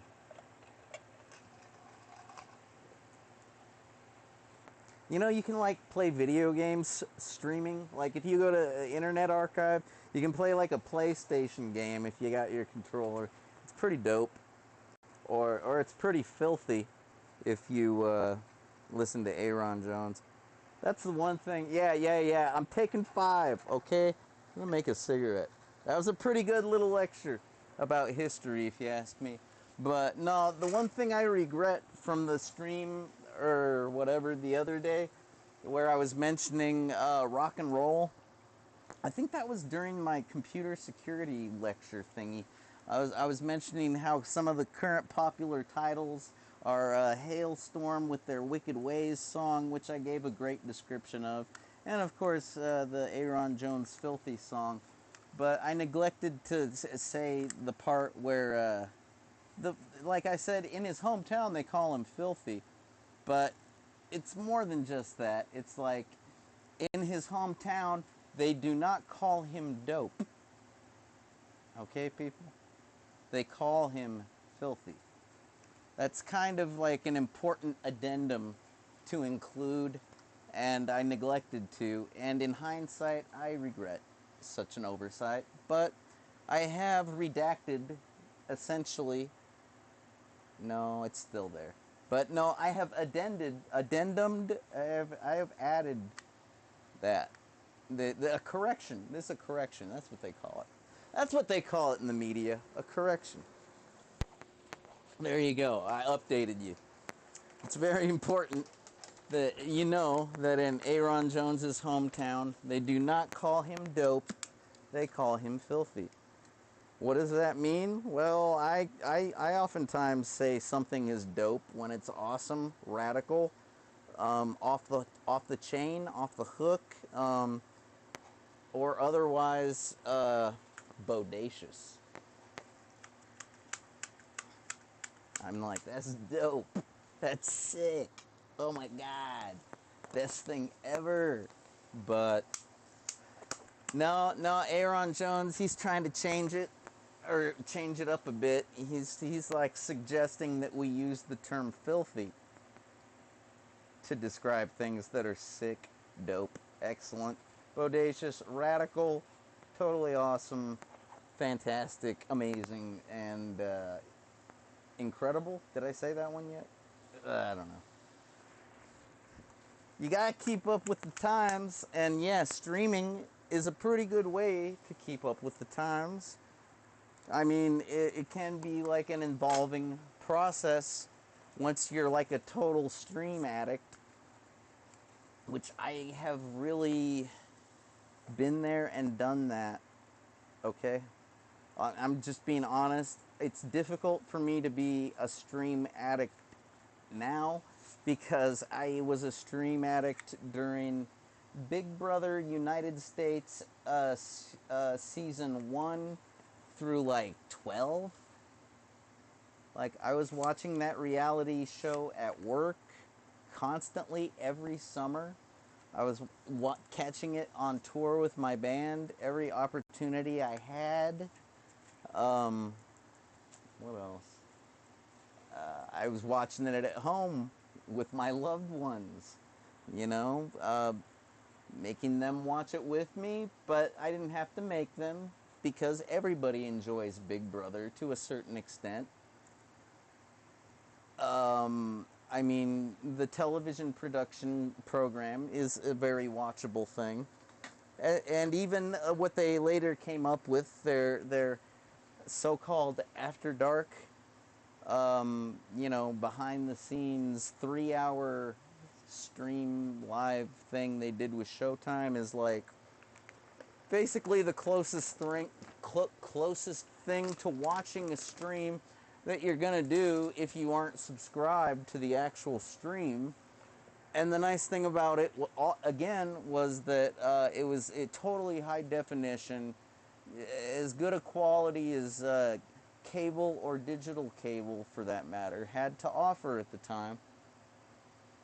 And if you ask me, digital cable was a lot more like the information superhighway than the actual information superhighway, which, like I said, we're living it now. Nobody ever called digital cable the information superhighway. It was digital cable. And satellites are probably closer, like stuff like Dish Network. They actually probably do have 500 channels. Because I know their channels, like their music channels, are in the 900s. Granted, I know there's a big gap in like what, the 600s, 700s, or wherever that big old pay-per-view area and subscription area is on. You know how it is with satellites.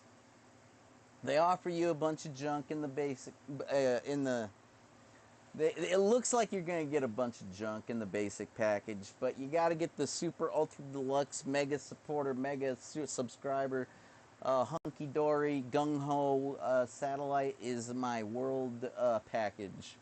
If you're actually going to, get that stuff as well. And with digital cable, it was kind of like a little more, how do you say, it seemed like a good value because it didn't offer as much as satellite.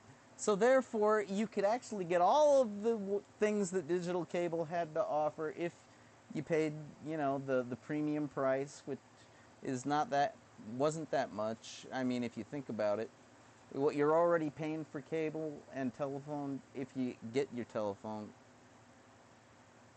what a hell of a thing, man. I should have included that in my lecture. Freaking telephones, and when they went from like plain old telephone lines to like voice over internet. Because as a professor, I could tell you about redbacks. You know what a redback is? It's like a thing that like DSL and voice over IP communications utilized back then. I think they got something different now. I think they're just using regular old Cisco routers, or maybe not even Cisco. Maybe you've got a home network and you're running an asterisk PBX, which is a public exchange type of telephone network situation. You're basically like your own switching station at that point. Pretty exciting stuff. Granted, there are still concerns over the SS7 phone protocol, which is kind of like the ultimate protocol to hack. Oh yeah. But it's a very difficult thing to access if you're not a phone technician, phone company employee. And what do I mean by phone company? You know the phone companies. Here in America, they're like AT&T, Verizon, T-Mobile, and there's like a big four. AT&T, T-Mobile, Verizon. Ah, crap. What's the fourth one? It's not Virgin, is it? Isn't that kind of like a sub network of T-Mobile? Kind of like the way Boost is like a sub-network of Virgin. You know what I mean? Anyways, yeah, it was an incredible thing when the telephones went from, phone lines to digital lines. There's a big difference. A traditional telephone line is analog.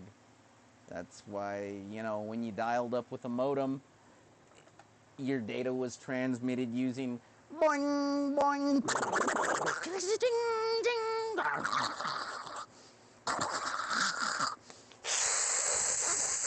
boing, boing. And then finally with a final wall of white noise where your bits could communicate back and forth in a coherent and free fashion. Those initial tones, which are quite jarring to the uninitiated, were the so-called handshake of the phone to modem protocol, which allowed for communications on online systems, or even local BBSs, which stands for Bulletin Board System, and perhaps local municipal facility provided online service connections like your local public library, your utility services, providing a way to pay bills, maybe even an email system of sorts, which was like a digital postcard with a name and a subject and a, well, basically email.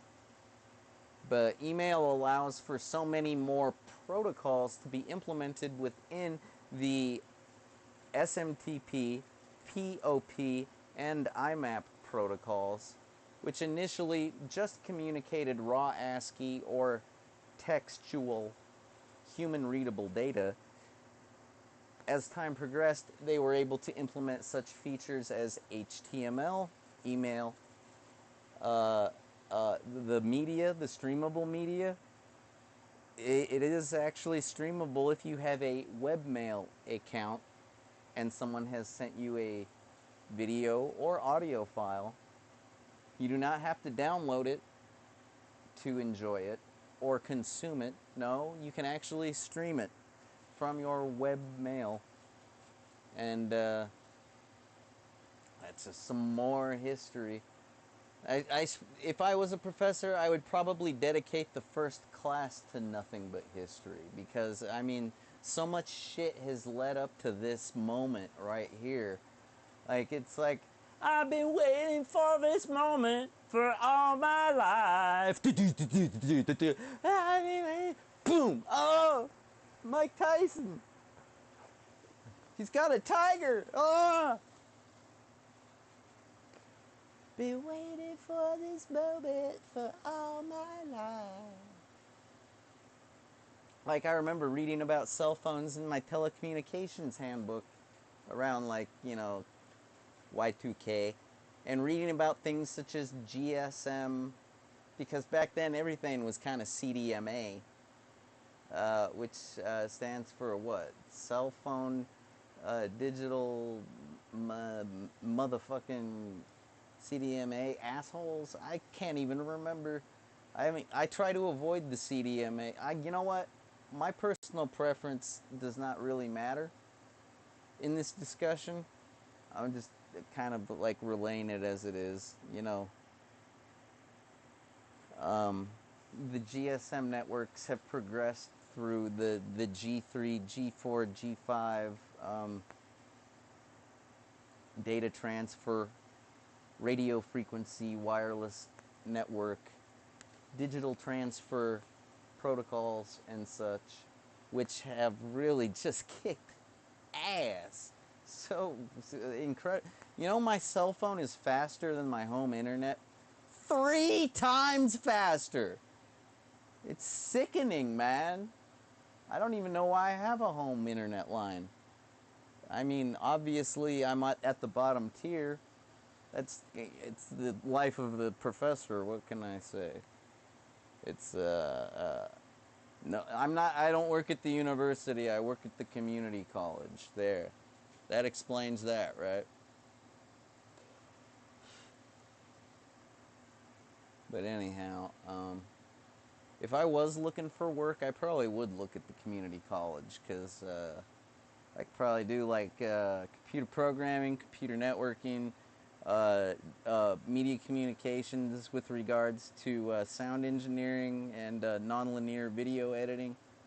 You know, the guy that taught me nonlinear video editing, which has led me in this direction to video streaming, he's known on YouTube as the jazz video guy, Brett Premack.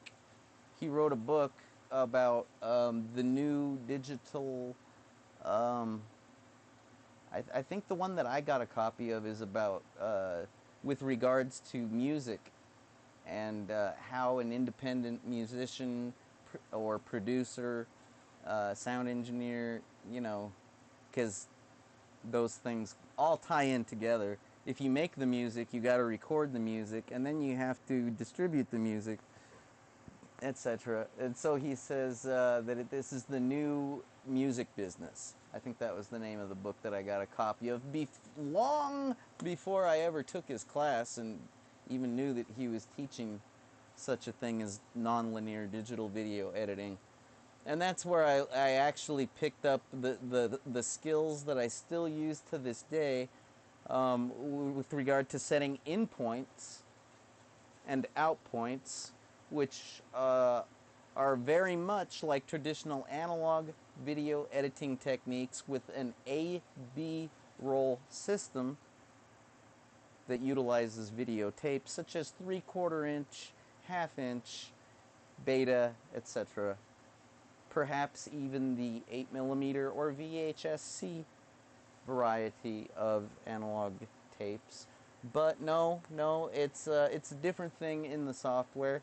You kind of use like a curly bracket sometimes, or maybe more like a square bracket. Maybe it's just a straight line. But when you set your endpoint, you click and it stays there. Kind of like when you split your media, which is kind of like, oh God, how would you correlate that to the analog?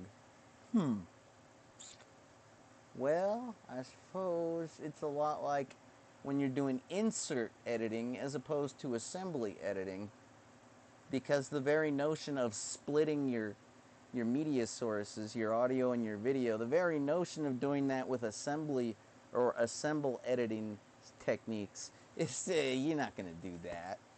You have to lay down the control track first, which requires that you record something like color bars, perhaps nothing but black screen and no audio level.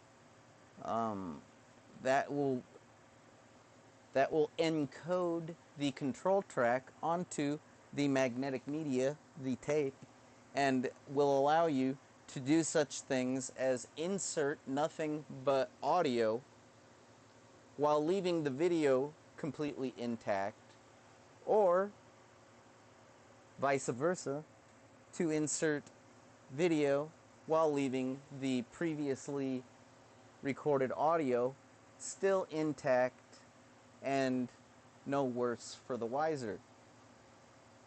Yes, these techniques were very easy. I would have got an A in the class, but I had to get a freaking surgery. I had a problem. I had to get a medical withdrawal. Almost made it through. There's this real cute chick here on YouTube named Merlinda Soul, and I got a crush on her back then because she was like the only chick in class that talked about Blade Runner.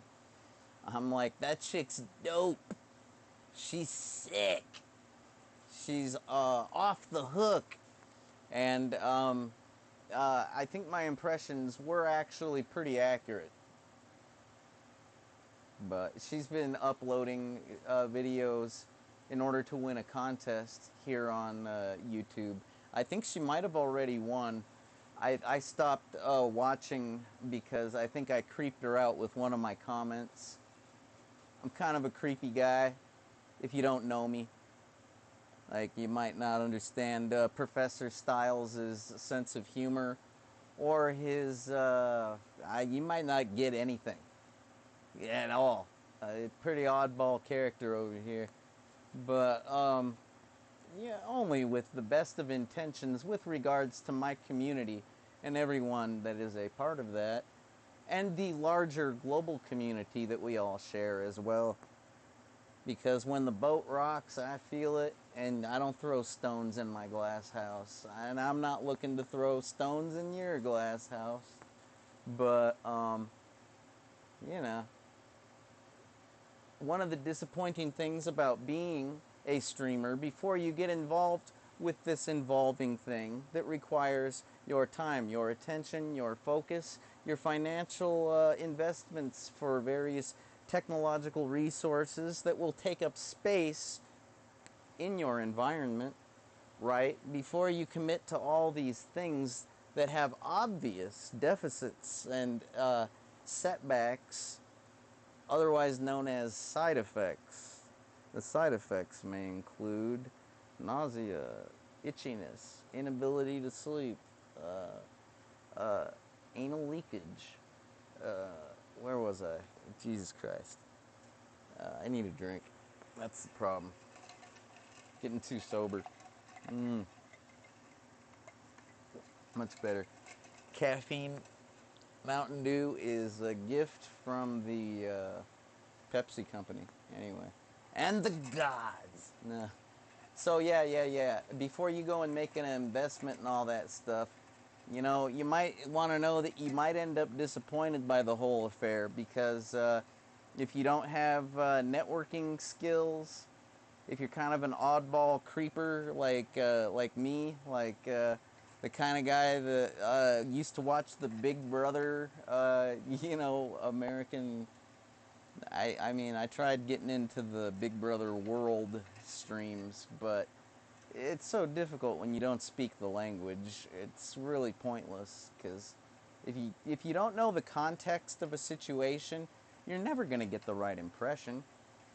It's like if you don't know someone's background, you perhaps will overlook their idiosyncrasies, nuances, and characteristics, if you will.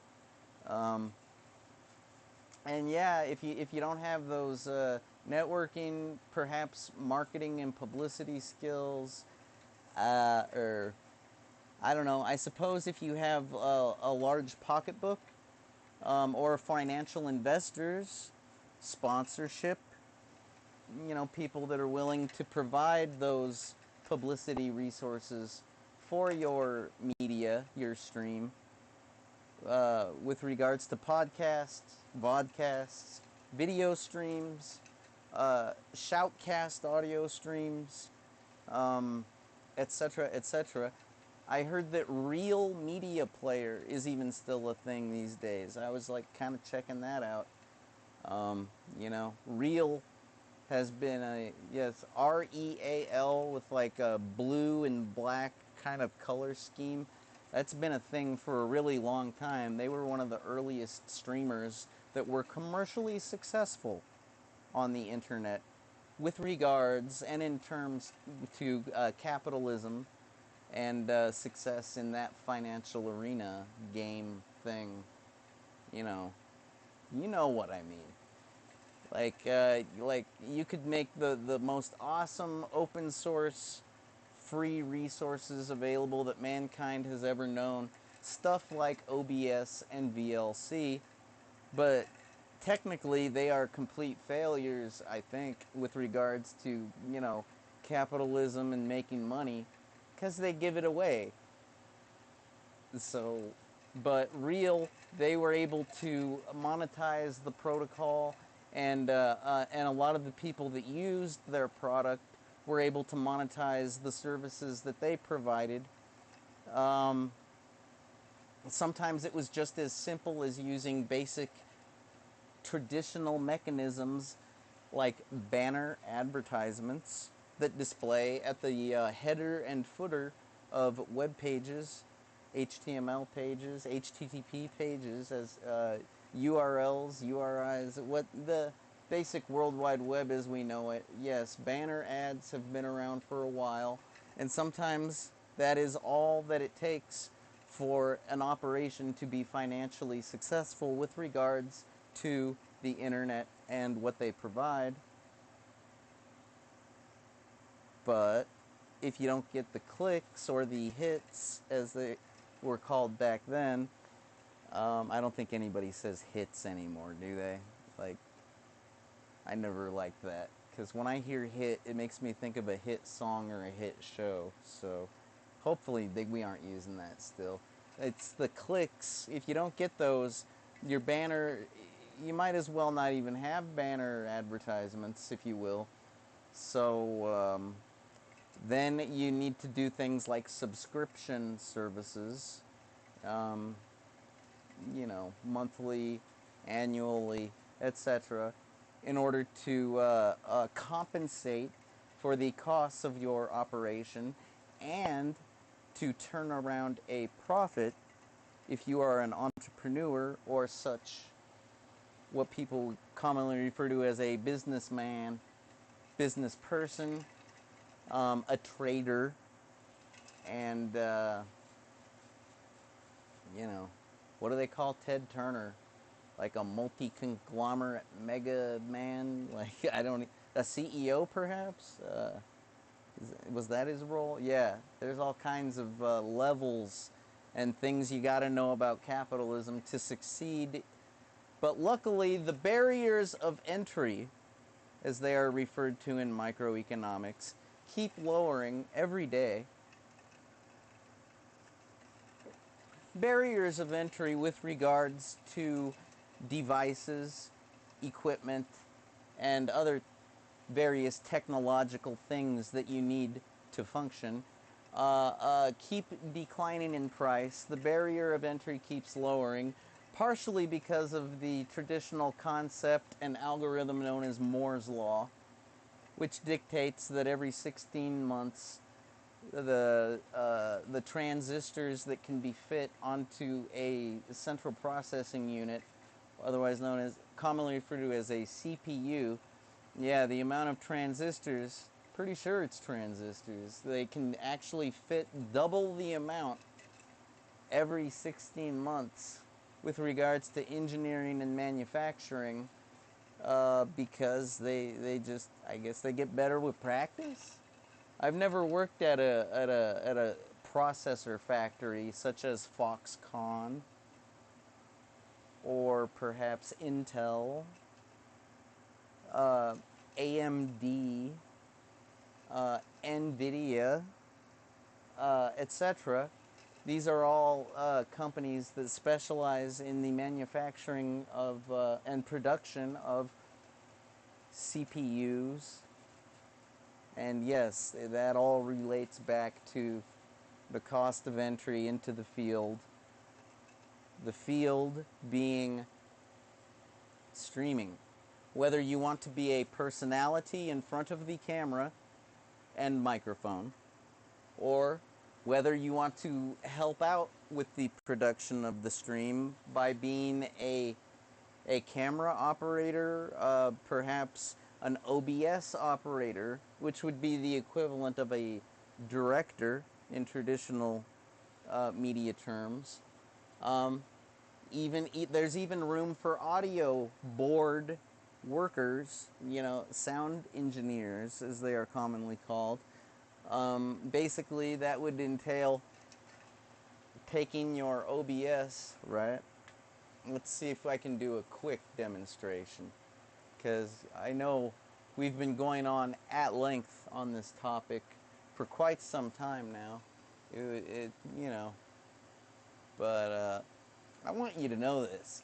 And I told you at the beginning of the stream we were going to be broadening the breadth, the breadth of this presentation was going to be, basically I'm trying to get everything done today, because hopefully I can take this stream and edit it and make an actual coherent, thing. Which is one of the, I will digress for a moment before doing this audio demonstration to tell you that it is trivial these days to take a post-production or post-streamed product, such as a video or an audio thing, or audio and video.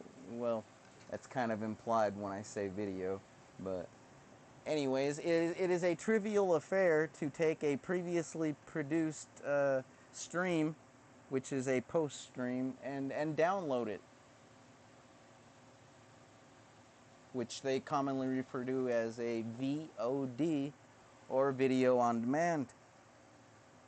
Now, this used to be the kind of thing that only hackers could do. Like, you had to use a specialized program, or you had to be intimately familiar with the protocol and use the internet ports and packets, and that's how familiar you had to be with the protocol if you were going to do it by hand. And then there are various scripting techniques that are kind of in the middle, such as using old-timey languages like Perl, the practical report extraction language or something like that. And then Python is the dominant force in today's scripted computer code world. Definitely Python 3 is the preference if you're going to share code with people, if you're going to have people debug your code, if you're going to implement new systems or just implement a new utility, new application. Python is a very good option for many folks. Whereas with regards to the World Wide Web, JavaScript is remaining a major dominant force, being used on all the major streaming platform sites, as well as most of the World Wide Web as we know it. While HTML is still a thing, the anchor tags, the tags, the HTML hypertext transfer protocol tags, are still basically the same as they've always been. But they have included so many more things that it has become commonplace for websites to utilize not just HTML, but dynamic HTML, a protocol known as XML. Various configuration files are communicated using JSON, a basic textual way to represent data that needs to be stored and relayed, you know, like a config file. And if you want to do, I don't know, perhaps web server processing, like a web app. Like if you've ever utilized something like a converter. Let's say you have a social media profile or account and you want to provide a profile pic or an avatar pic for yourself. Maybe your social media platform of choice requires it to be a certain size or resolution. Maybe like 300 by 300 pixels, 900 by 900 pixels, 72 by 72 pixels, or some otherwise equilateral square type of shape. Well, then you may have uploaded a photo or a drawing, some type of a digital photograph, JPEG, GIF, portable network graphic, to a website and had them convert it to the perfect specifications for the requirements that have been placed upon you and that you have been forced to conform to by your provider of choice. And if you're familiar with such a thing as that, for example, or maybe like a audio conversion is a very similar thing that people need, video. There are many converters online, even converters for language, which is known as a translation system. Various apps like this, they require programming languages such as PHP, ASP, which active server pages, if you will, Microsoft's solution to the whole server processing dilemma that needed to be solved a long time ago. Before even PHP and ASP was a thing called CGI bin, Common Gateway Interface Binaries. That was the usual way that people did web server process tasks, and even some early streaming that occurred when I was this tall. No, how can I say this? Even some early streaming in the analog telecommunications lines days was accomplished utilizing CGI bins, the Common Gateway Interface binaries, and some of the things that could be provided for various internet clients would be video streams of a webcam that is connected to a particular resource, a dwindling resource, if you will. This could be anything from a soda machine that only has so many cans inside, and once it runs out, it is pointless to go buy any because you're not going to get any. Another thing to consider was swimming pools and various places of activity because if a place of activity is being heavily utilized by other humans, such as yourself, it may be just overloaded, and you won't be able to conveniently utilize the equipment or the location and what it provides, such as a jogging course, a bike track, a swimming pool, things such as that. Yes, yeah, that stuff got streamed, usually at a really low frame rate, like maybe like 1 frame every 5 seconds. But if you're on a typical dial-up internet connection, it would be like 1 frame maybe every 3 seconds sometimes. And then sometimes it would pick up and be 1 frame every, like you'd see one every 5 of them in a second. So, like, it could vary, which is one of the wonderful things about streaming still to this day, is the dynamic nature of the data, the content that is being provided, and with regards to how it is broadcasted and how it is, received. It is all dynamic and can take into account things such as congestion, disruption. What is disruption? Perhaps something ungodly happens, like a shark bites through a cable at the bottom of the ocean, a fiber optic cable. Oh man, you guess what? Your internet is going to have to be rerouted to a different cable if you're going to like watch your favorite, French spy murder mystery drama show, on France.fr or France.tv or whatever. You know what I'm talking about. There's all kinds of niche topics and programming that people are getting into now more than ever because of the capabilities of our broadband networks and the robustness with which they operate. And things such as fault tolerance, which is what I'm referring to when a line goes down and it reroutes itself to the next shortest point A to point B communications line. The very nature of these communications lines, the fault tolerance and whatnot, have been built into the internet since the very beginning of the TCP/IP and IP protocols were implemented. It was, they didn't want the stuff to go down. They wanted data to get where it needed to get, and it does, with efficiency and real quick. So it's pretty impressive. But yeah, those are some of the ideas back in the day with regards to what could be streamed. Like, it was almost like sometimes it seemed trivial, if you will.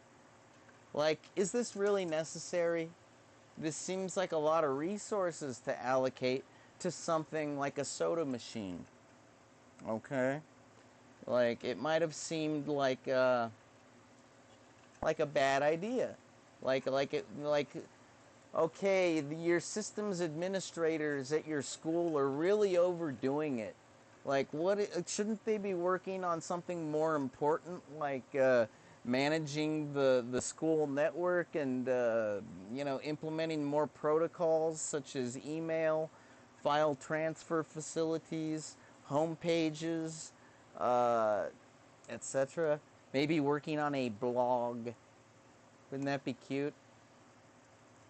I don't know. Personally, as Professor Stiles, I think that if you're an information systems technology expert and you're making a blog to talk about the systems you're working on and implementing and all that jazz, you really have some time on your hands, because the blog is, man, maybe if you got a way to automate it, I mean, it's kind of an afterthought, really. It's like if you blog about a project before you've even started it, That's some attention whore shit right there. But no, what I'm getting at is sometimes the documentation can be a little bit sketchy for these new technologies that are either in their infancy or have yet to become widely established, widely adopted, and overall a standard. So when the documentation is lacking, the community, the users, the people using the stuff, yeah, they rely on each other for support, and it's oftentimes like this little lecture right here, or maybe exactly like it. You know what I mean. But anyways, yeah, so I'm not saying that OBS's documentation is lacking at all. They have many awesome resources available in the form of readable documents and manuals, how-to videos, and even blogs. Like, hey, here's a cool trick. That's what blogs seem to excel at, is random bursts of seemingly unrelated information. People seem to appreciate that kind of content on a blog. It is a happenstance spurt of useful junk for a consumer of that particular thing. And yes, it is definitely, man, it's sometimes like reading a magazine on the toilet, or on the bus, or maybe like picking up a news broadcast while you're eating a hamburger at the, wherever. So that's what a blog is, and it's all useful, but seriously, that content, the help documentation that is produced, is oftentimes a little intimidating to the layman or the uninitiated, maybe the curious, if you will. All right, those that would consider getting involved in something. Granted, this hypothetical person, may already be very busy with a million other things, and a million is of course an exaggeration, but it is what it feels like to a person that is busy. And perhaps they are financially strapped, or otherwise, hurting, or maybe just breaking even and not looking to go into debt, right? Or maybe they don't have the best credit line, so therefore they are putting off becoming a streamer because they want to save until they have enough to have an awesome studio, which is not a bad idea. Just throwing that out there. If you got enough, saving skills to save it all and just throw it all down on that day when you set up your studio with your top of the line computers, cameras, sound systems, internet connections, even your marketing and publicity, and your subscriptions to social stuff and providers. Oh my God, man. If you could do that, that would be a smart reason to put off doing a stream. But basically, there's no reason to put it off, because you have nothing to fear. Everything is within your reach. Many of us have already picked up and acquired various media-related technologies over time because of various hobbies and interests, such as yours truly, your professor, that is using an Xbox 360 live cam, as they're called, a predecessor to the Xbox 360 Kinect camera, which is less appropriate for the purpose of streaming, merely because of the simple fact that it has multiple lenses, otherwise known as CCDs, input sources, if you will, that are specifically geared towards 3D imagery representation and motion tracking with regards to humans and their environments, which doesn't translate to a great picture all the time. It's probably a little better than this one, but I mean, it has its drawbacks. I won't go into them here because I can also tell you about things like, here, I'll show you. Please do not get seasick. I'm sorry. No motion sickness. Things like a PlayStation Move camera, which I have mounted to this shelf using a belt. It's not a technical setup. It's not a tripod. It's not a wall-mounted camera, secure like something you see at a Circle K or a convenience store or at a bank, maybe an airport. I don't know. No, it's just a belt. It's a crazy, freaking adjustable, like with the buckle right there, like. So as you can see, if you have the will, the desire, the ingenuity, creativity, or maybe just you got some kind of hackerish, kind of makerspace-ish kind of creative types, you know, that might provide advice at a user group or a meetup once a month or maybe in your neighborhood. Who knows? If you feel like you could do things like that, then there's no reason to wait to become a streamer. If you want to produce the most high-end, top-of-the-line programming that could compete with multi-conglomerate global media outlets such as 24-hour news stations, or maybe even such simple things as I don't know. There's a lot of things out there to compete with.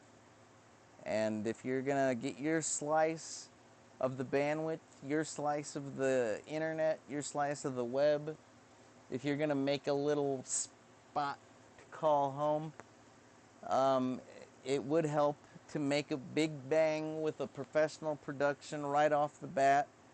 But if you're just looking to have a good time, well, let's get started. How does that sound?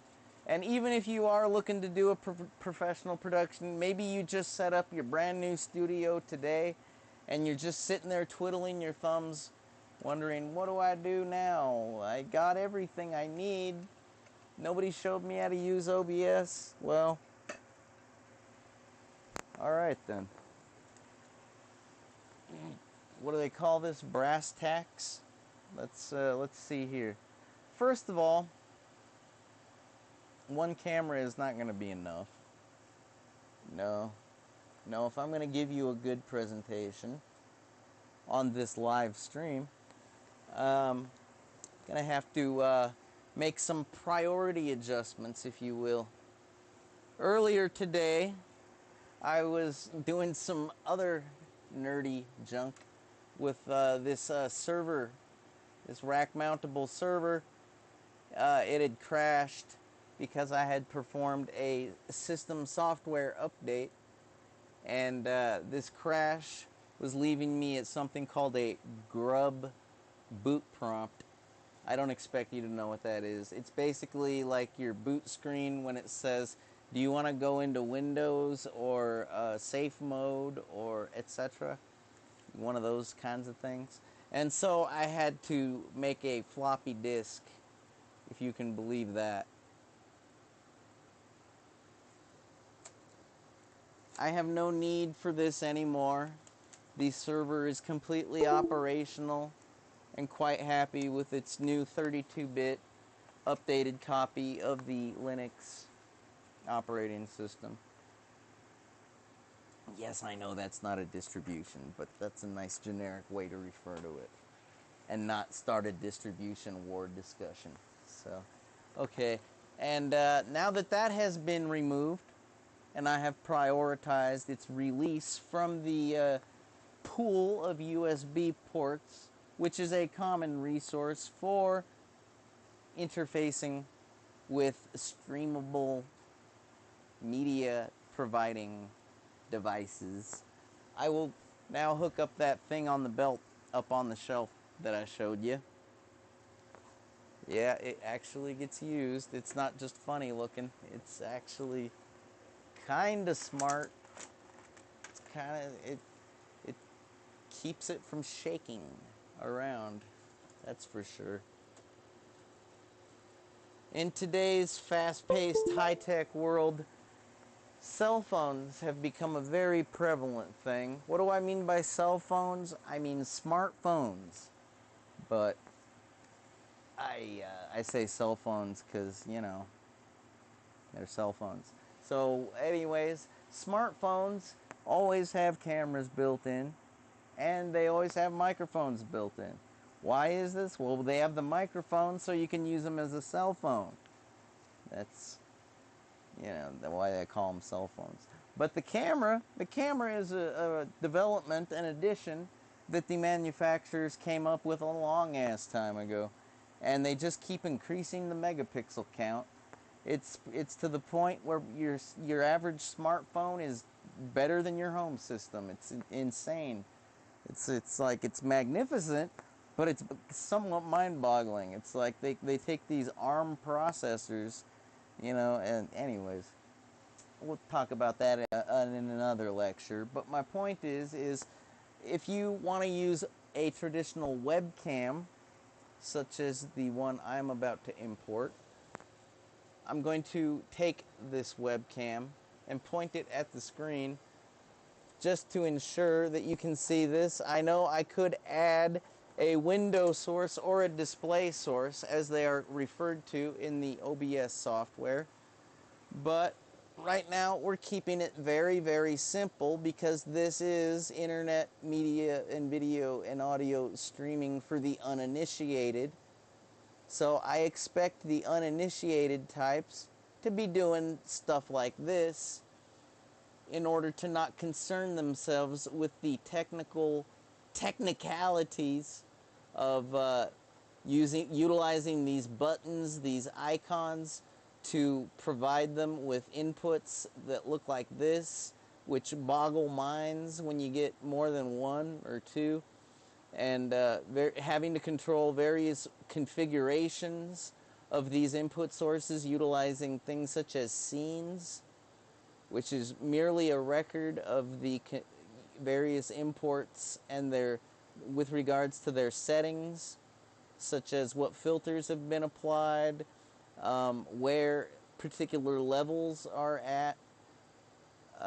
You can adjust colors, brightnesses, tones, contrasts, gammas. There are many sharpness or unsharpness. There are so many various levels that you can configure for all video input sources. And with regards to the audio resources, things such as limiters, compressors, equalizers, noise gates, and really just, you know, making sure that you set your meter utilizing this draggable button right here next to the actual meter is really, that's the most important thing, is that you're just willing to raise and lower that thing when you see it's going into the red or when it's at the very bottom of the green. Just try to keep it at the yellow. Try to keep it at the bottom of the yellow if you can. You know, and if you're a professional, try to keep it in the middle or towards the top of the yellow, but never in the red. If you can do that, you're pretty skilled. You must be using a limiter and you have like perfectly calibrated settings for your audio input sources.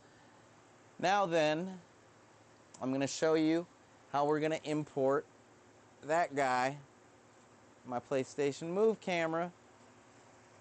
I know we have not shown the startup process of OBS, but I'm talking about this because I am doing the setup for this lecture, and you might as well see how I'm doing it. So, kind of like two birds with one stone if you think about it. So, if you go click on this here button, it'll give you a new input source. Granted, if you take our already implemented, let me focus this manually by rotating the lens on this webcam. If you take our already established source, the video capture device, and you let's see. Oh, that's funny. Here's a common mistake that you might make in your early streaming career. Is I'm showing you this right here, and I am attempting to click it over here on the video window. And that is why you're getting video feedback, because it's like when you have a mirror. You ever have like ever have like two mirrors that are facing each other perfectly, and then you stand in the middle and you can just see a never-ending hallway corridor of kind of like yourself.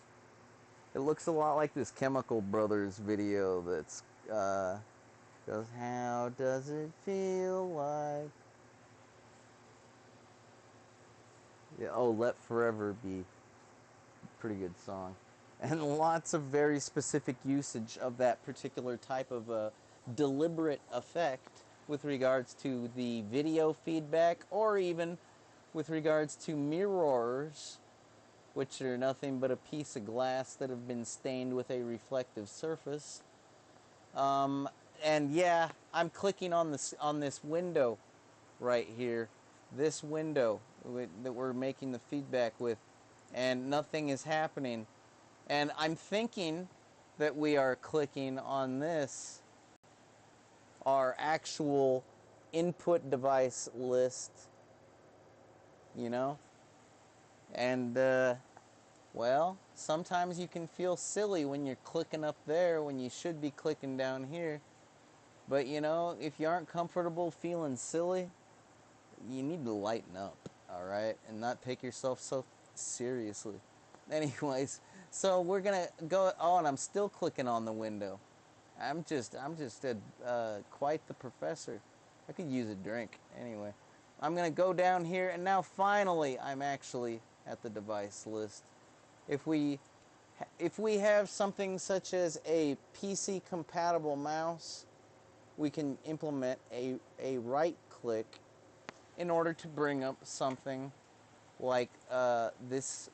I'm going back to the window. I'm like a dog chasing a ball, like a dog chasing a car, like a dog chasing a frisbee. I keep going back to the window to click it, but luckily I have I know how to correct myself. I have parameters, and I have implemented various strategies to correct for my inability to tell the difference between like reality and a reality screen.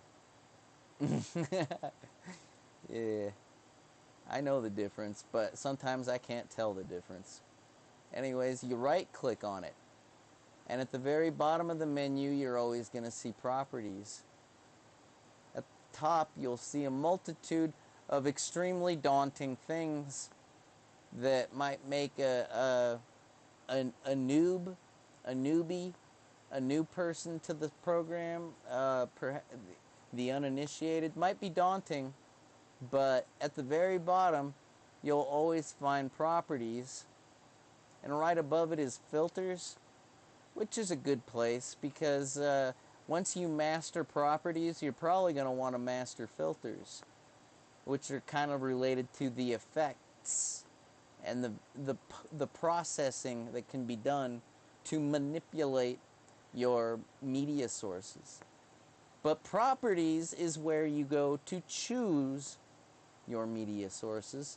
When you click on that, it pops up a new window I'm going to place that over the video window, so that way I quit clicking on the video window and looking like a jackass. Okay, so now I can actually point the camera, and there is little feedback because the video window is much smaller. It's about 1/4 the size of that. Okay, and so what are some of the items that you would find on a video source input in the properties portion of your video capture device? Well, the top one is device. That's the device itself.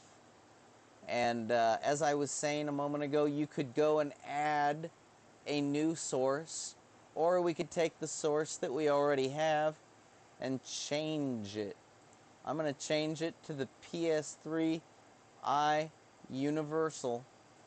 Now bear with me, because this is going to affect you and what you see right now on this stream. So here goes nothing. Right now we do have nothing. I'm going to go ahead and click back to video camera. We should get our video source back anytime now. You little mother... You better not fail me. Don't you fail me. Is this stream still happening?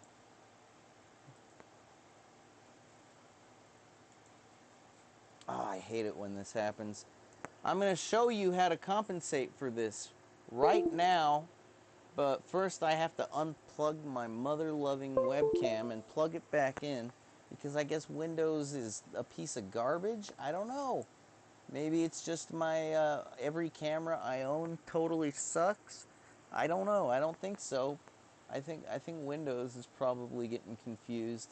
Maybe I need to clean my device driver library. Maybe it has become overloaded with useless, dirty drivers, cluttering up the whole works of the thing, which has never made any sense to me whatsoever. Like, how does Windows constantly acquire, like, useless driver information?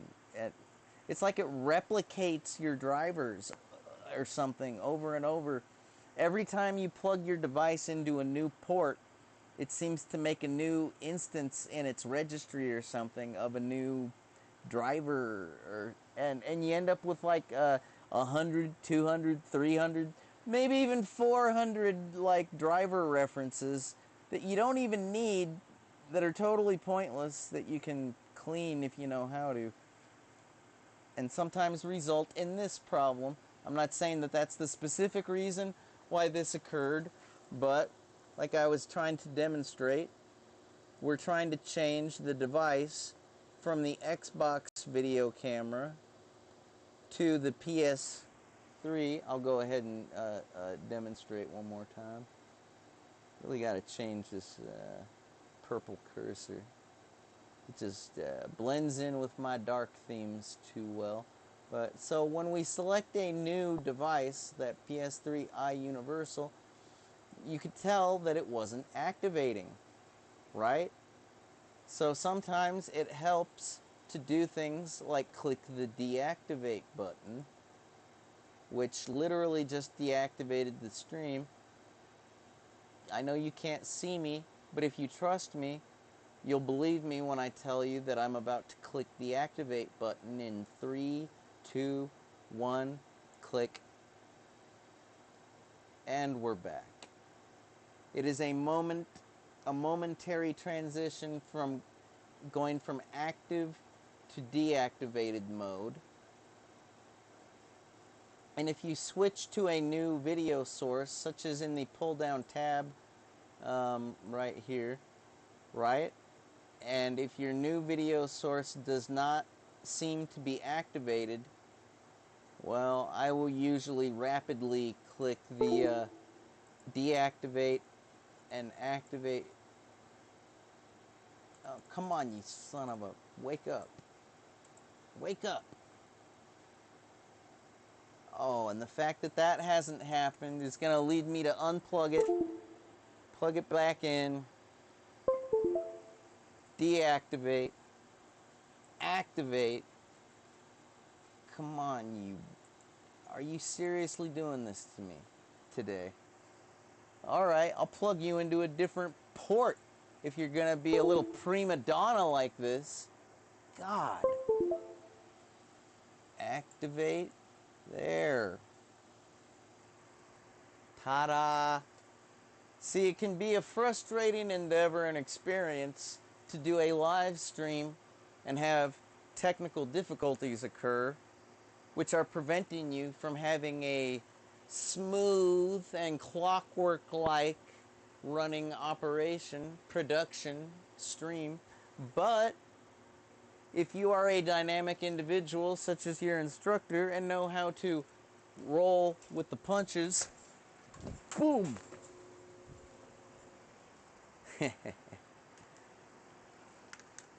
Adrian! Sorry, I couldn't help myself. If you know how to roll with the punches, you can deal with any circumstances that necessitate you to troubleshoot while broadcasting live on your stream, on the internet, on the World Wide Web, on the internet, globally, to potentially billions of people. Now that I have 2 cameras available as input sources, my opportunity to demonstrate things are much greater. I can demonstrate to you the problem that is, this is a definite problem that needs to be fixed immediately. When you're streaming in OBS software, you do never want to see these diagonal lines. Like, you just don't want to see that. That should automatically indicate and register in your brain, in your mind, in your cognitive thinking area of your being. You should be like, no, no, no, no, no, no, no. I got to make those disappear immediately by any means possible. So, I don't know if you see these little pull tabs here, these indicators, markers. Those indicate that those are like control points for your window, your display, and if you bring your cursor over to them, your cursor will transform right before your eyes into a different type of cursor, which should immediately indicate to you that you can alter the display, the window that you're attempting to interface with. And with a simple hold that mouse click. Don't do a click, do a hold, otherwise known as a drag.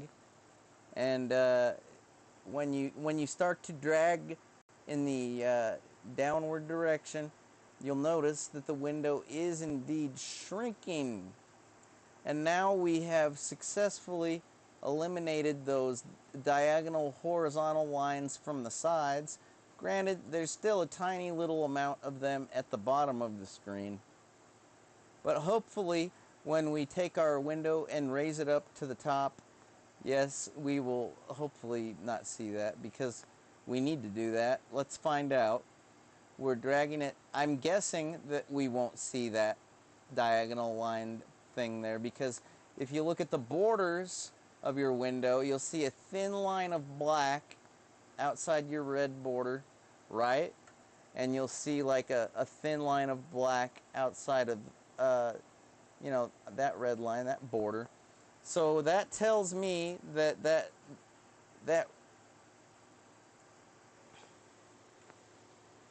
if you've ever operated a modern television system, you will know that there is such a thing as overscan.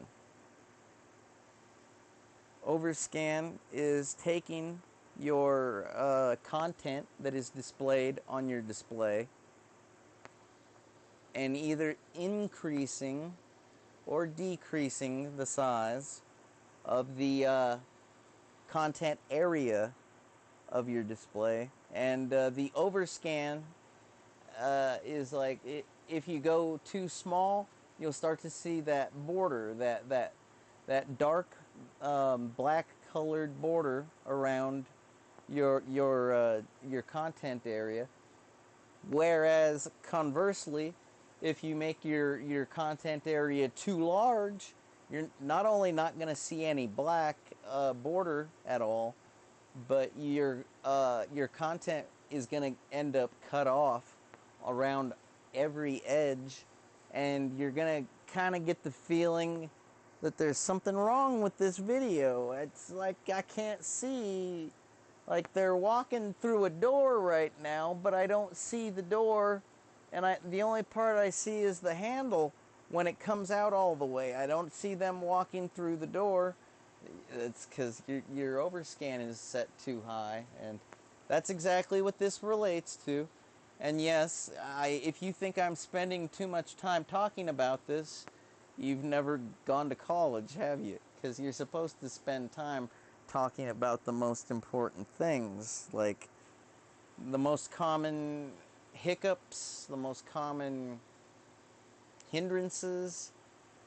Like, still to this day, if I don't notice those horizontal lines immediately, like, I could probably just end up recording an entire stream with a bad resolution correlation with regards to my canvas and my overlay. You know, I might do a whole stream like that. And what's the big deal? What's the big deal? Well, if I drag the picture over, whoa, was that trippy or what? Holy cow. There's like so much data. It's like, anyway, I know it's a little difficult, so I'm just going to make it the right size, and that'll be that. We'll be done with this topic, okay? And hopefully it'll sink in, but I don't think it will, because why would it? Like, we'll revisit this topic again later, I'm sure, when it's appropriate. But, oh, we still got a little... Oh, wait, that's because I didn't drag it. Okay, I got to make it a little... I don't think this is ever going to work, because one is like a square and one is like a rectangle. If I bring this up to here and eliminate the diagonal lines, yeah, there's going to be diagonal lines at the top. So, how does this sound? We're going to go into the settings. We're going to get a little bit nitty-gritty with regards to this. First, I'm going to add the other camera input, because it has a camera that can be focused by rotating the outer edge of the lens area, much like a traditional professional camera system. Whereas here, I will go ahead and add the input. Here we go. We're doing it. Plus button. Oh, I'm clicking on the window. I'm doing it again. I don't think I'm ever going to break that habit, and until the day I get a director to do this for me. But it's okay. I roll with the punches. And then I click the plus, add source, video capture device. Here's our window. I'm going to drag it back over here. Okay, video capture device number 2. We've got create new, add existing, which that video capture device is this guy right here and such, I believe. But here, I'm going to come up with a new descriptive name for this particular input source, because if you want your life to be easier, you will always do this.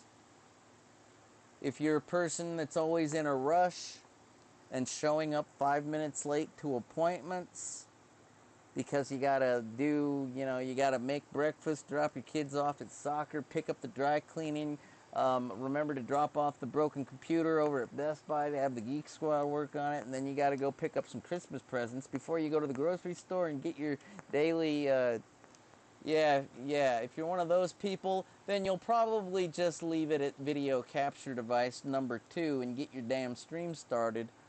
But if you actually have the time to label it something appropriate, descriptive, and otherwise meaningful, as an indicator with which to immediately allow you to know which input source is being referred to, I'm going to use a very familiar term that I use to refer to this this little guy right here. I call that little guy my... Ooh, I hit the caps lock key. Sorry if that was loud. I call it my Xbox Live web cam. Obviously the spacing and all that stuff, you could do whatever you want. You could hyphenate it. Excuse my mouse. You know, you could use underscores, you could use spaces, or you could just not use anything at all. But that works for me. I used all three. I did not actually use nothing at all, because that's a space, that's an underscore, and that's a hyphen. Perhaps if I had an additional piece of information to offer, such as, let's say that this was one of 2 cameras here at this location.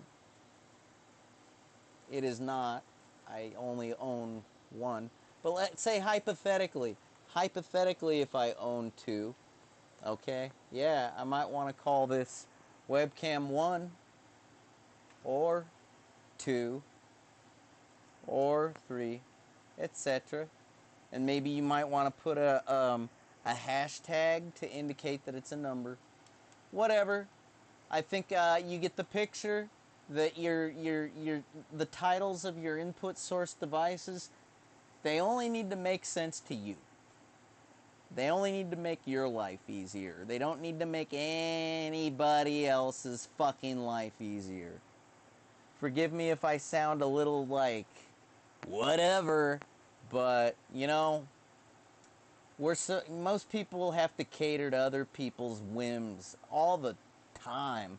Like that's why your professor likes to just kick back alone, because nobody can fuck with him. Anyways, it's like a simple pleasure to just not get fucked with. Not have someone piss on your parade, rain on your day, etc. Shit in your diaper. And we're going to go ahead now and click... Oh, let me drag the title bar up so the OK and the cancel buttons are hiding behind the taskbar. When we drag it up now, and I click OK, it pops up a menu, a window with a menu, and currently it has our actual input for the video displayed. But if you click, oh dear, where's the Xbox? Where's the Xbox live cam that we created? We named it and described it so well. Where is it in the list? Well, all you have to do is backtrack. Alright? It's like when you can't remember where something is, maybe your car keys, who knows. You know, you just sort of trace things. Nice thing about a wired input device is you can trace it all the way back to its source. It is plugged in. I don't know what kind of techno witchery is going on here. What kind of computer voodoo, witchcraft. I don't know what kind of digital Satanism is taking place in my... Yeah, sorry, I'm kind of channeling the yesterday's failed lecture, but it's okay because there's a point to this. All right, you know, if you want, you could like do the proper thing. What is the proper thing? Well, it is a lengthy procedure that involves locating your USB devices. Oftentimes, this is, you know, I mean, I think on Windows, on a traditional Windows system, you know that there's like a USB button, and you can choose to eject things, such as a USB camera. But the thing is, it's not like it's like a disk drive, okay? It doesn't have blocks. It doesn't have sectors. It doesn't have bytes and data and stuff that's gonna get all jumbled up. No, it's really just like a static device that doesn't really change. Some advanced high-tech, devices and cameras and all kinds of various internets of things type devices may perhaps actually have storage mediums built in, such as flash memory, EEPROMs, a solid state, maybe an SD card, maybe a tiny hard drive like an old iPod video.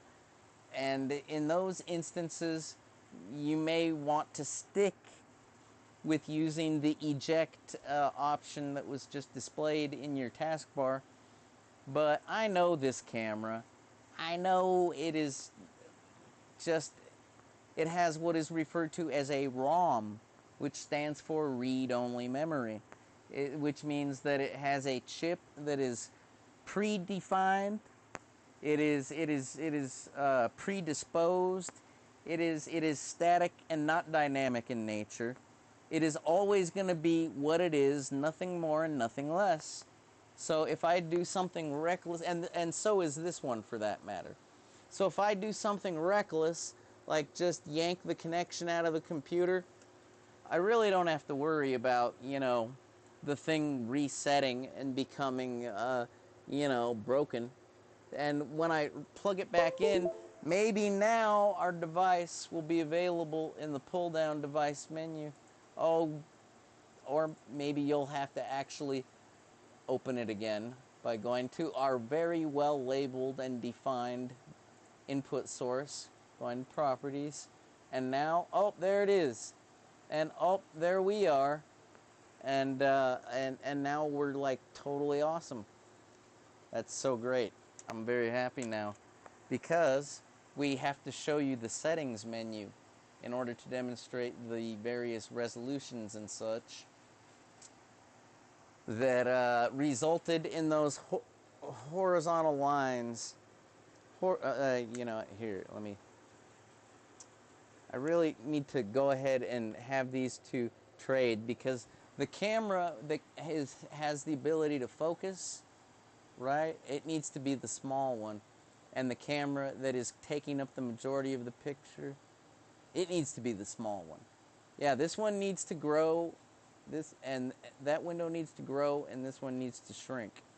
Because the one that I can focus needs to be the big window. I have more control over it, and therefore can achieve things that I need to achieve with greater accuracy.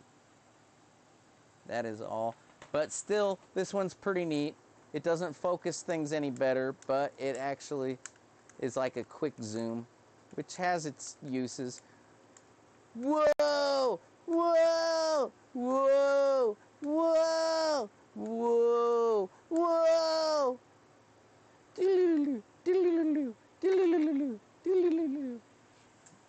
As you can see. So, yeah, it's a trivial thing to do this manually. I'm going to temporarily remove this screen from the equation by just dragging it a little bit off screen. I try to avoid dragging them completely off screen because I lose a lot of windows that way, and then I have to go down here and click the trash can icon, which might as well be a minus symbol. I don't know if that's changeable. I should probably look into themes for OBS, because I think I'd prefer a minus symbol to a trash can.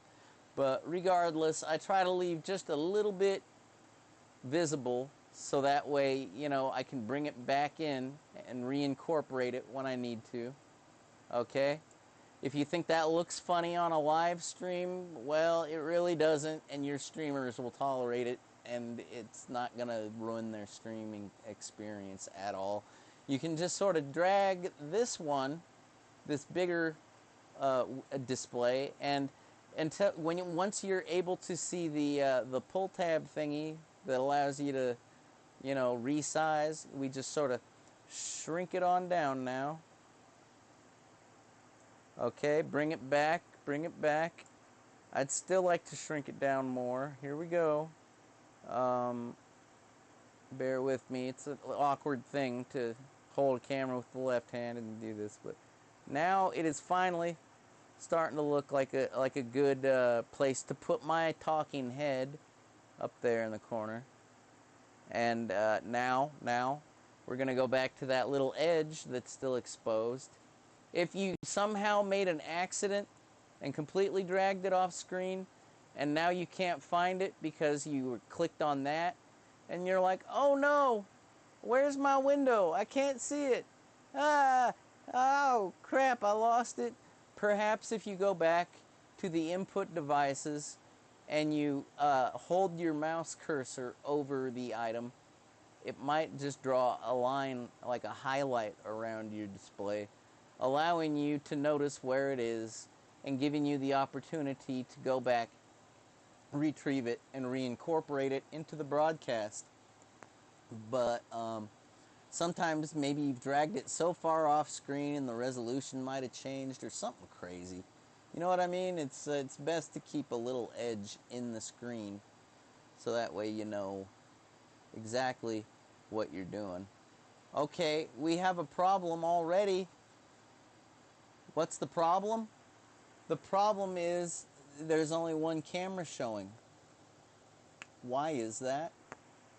Because the order of operation, the precedence of cameras is not in the right order. And I will demonstrate now why that is. Okay? Right now, this camera is pointed at my sound bar. That is not my thigh. My thigh is not that long. No. And, well, it's out of focus. It could be more in focus. That would be nice, wouldn't it? There you go. Now you totally know it's a sound bar. Where was I? Ah, yes. So why is it then that when we're presented with this situation of the potentially overlapping input source display windows, that this one takes a precedence? Even if I click on this one and choose to make it bigger, notice it's going to go behind that one. Right? You notice that. It's because the precedence, which is determined down here. I will now go ahead and use the other camera to show you what I'm talking about, and I'll make myself a tiny little head over here in this corner, if you will. Go along with me and continue on this video stream journey that we have begun together. Okay. Doggone it. I'm trying to get it just right. Okay. Good enough. So, yes. What is this order of operations I'm talking about? I'm talking about a totem pole situation. What is a totem pole? It's like a fancy Native American artifact. I believe it has some cultural, some spiritual, artistic, did I say historical? Because like they're, some of these totem poles are real old. But they also sometimes tell a story. Like if there's like specific characters that are carved into these totem poles, it might actually tie into some linear, beginning, middle, end type story. And yes, that is what we have here with regards to our input sources, is a totem pole where the Xbox Live webcam is at the top of the totem pole. That would be this guy right here with the green glowing ring. Yeah, that guy is the head honcho, top of the totem pole, and therefore will always be the dominant window source in this. See how it covers up the smaller window? Like, you could think it's a bully because, hey, look, he's blocking out the other window source, but that is merely a misconfiguration that can easily be adjusted. But if we highlight and select the top of the totem pole and then click on what appears to be a down arrow, or maybe you could think of it as an upside down caret symbol, choice is yours. But when you click it, watch what happens, okay? You're gonna like this. Boop. Now, the window capture is the high man on the totem pole. But you know what? I don't want that either. I'm putting that back down there. What I want at the top of the totem pole is this guy right here, the PlayStation Move Cam, which, by the way, is named terribly. How do we change the name? Well, I know that it's a video capture device, and this is the only thing that says video capture device. So, if you right-click it, remember we got our properties and our filters? Well, kind of high up here, this is not a totem pole, this is a menu, okay?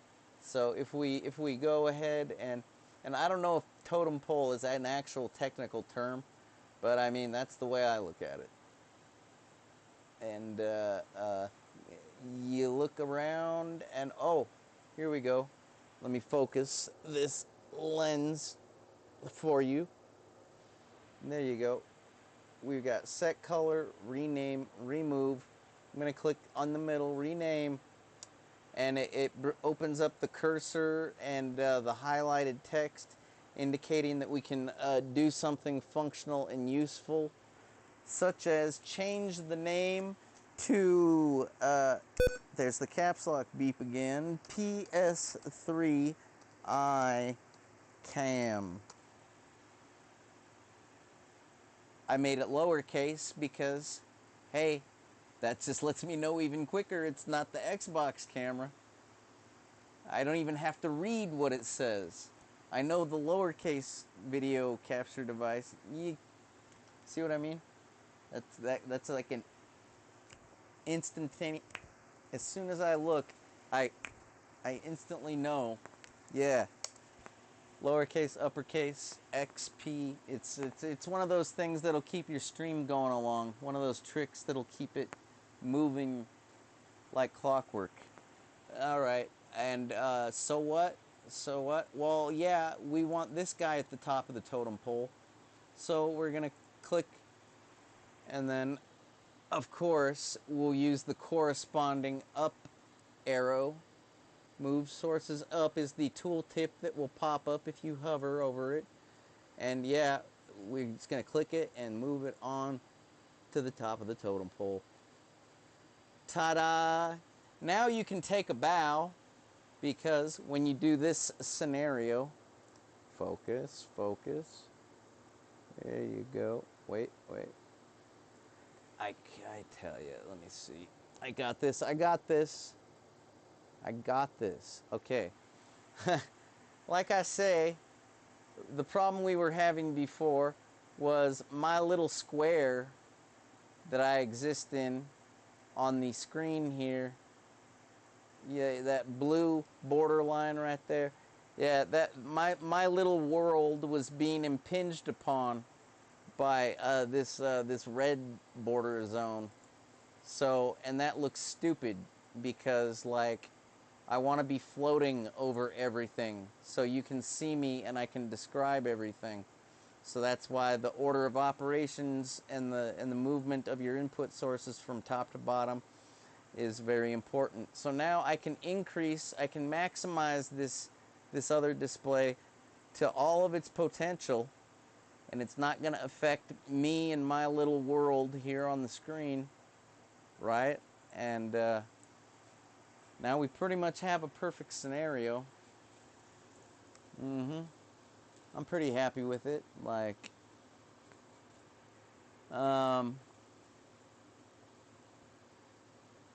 it's It looks a lot better than having like the bottom corner chunked out, and then the other display just being like 3/4 the size that it is now.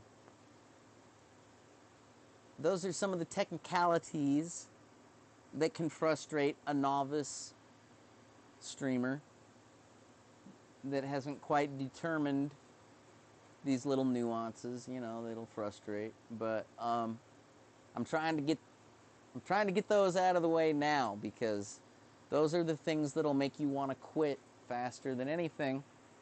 I mean, other than like you know, viewers that harass you, that would stink. But luckily, most viewers have better things to do with their time, unless, of course, your content is immature in nature, in which case, heavens help you.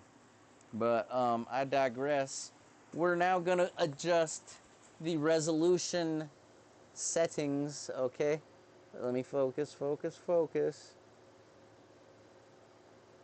Okay, I'm going to actually try to... I'm not able to focus as well as I would like to using this camera and this lens. First of all, I'm going to use an old school technique called cleaning your lens.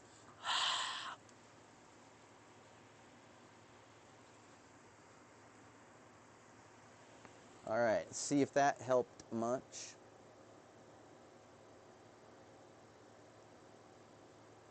Yeah, that's not a retro technique, that's an old school technique. And it helped a little bit, but I still would like a sharper picture for you to see. So I'm going to use a filter before we go into the resolutions. Alright, this is a step-by-step, procedure-based introduction to getting your stream up and running with essentially the bare minimum. I might even show you a little bit more than the bare minimum, but that's only because the bare minimum is not going to be satisfying for you or your viewership. So what am I talking about with the filter? I'm talking about that properties window that we know oh so well. Now we get to unlock the discussion about the filters. Bomb. Bada bomb. And I'm just gonna go ahead and I'm gonna erase my display capture because I keep showing you my desktop and I don't want to. Like it's awkward. Yes, and I think the window capture might be affecting things as well. I'm gonna get rid of that. Goodness gracious. Why am I seeing my desktop on this stinking thing? You see, we got, I mean, is my droid cam pointed at it? I don't think so. This is very strange. It should not be showing that. I'm gonna close this. Wait, are you sure you want to remove? Yes. We only have 2 input sources now, the cameras. And we only have 1 scene. So hypothetically, as long as the input source for the PS3 iCam is indeed the PS3, iUniversal like it is, okay, that is what it is, and that's what I want it to be. Xbox Live webcam is what it is. It says video camera. Yeah, okay. I gotta troubleshoot and figure out why. Sorry about that. My camera got jarred and now it has to reset itself. I'm gonna go ahead and take this opportunity because it's not resetting itself. I'm gonna take this opportunity to right click, go into properties, and remember activate and deactivate. Let's deactivate that little camera. Help it get started by activating it again. And we basically help pick our buddy up off the ground right there. Thanks, buddy. You okay? Sorry about that. My bad. Anyways, like I was saying, got a weird scenario here. Oh, you know, I think I understand what it is. I'll go ahead and show it to you. I'm going to shrink the window down a little. Here, watch what I'm about to... Let me focus. Yeah, there we go. Watch what I'm about to drag into the program window. Okay, that right there is my ugly, nasty desktop that I worked so hard for about at least 15 minutes this morning cleaning up, making directories for files of particular types, media, textual, etc. Yeah. So, oh, this is for the display. Doggone it. Here we go. Focus. This is for the display capture, you know, which I already erased, but because I didn't close this window, it remained even though the input source was already gone, therefore misleading me in the direction that, yeah, something was going weird with my stuff. So, you know, sometimes keeping an organized mind, keeping an organized environment, keeping an organized user interface, and limiting the amount of open applications, which includes games and background applications such as antivirus programs, disk defragmenting software, etc. Various things that you might have open. It's good to keep that at a bare minimum. So clean up your environment, clean up your desktop, clean up your applications. Basically try to keep everything at a bare minimum. Or if you take pride in having a fantastic brain that can memorize anything, like pseudo photographic memory, well, then just do whatever the hell you want. I mean, you'll be able to keep track of things. But otherwise, it's good to, as my college professor in computer science told me, keep it simple, silly pants.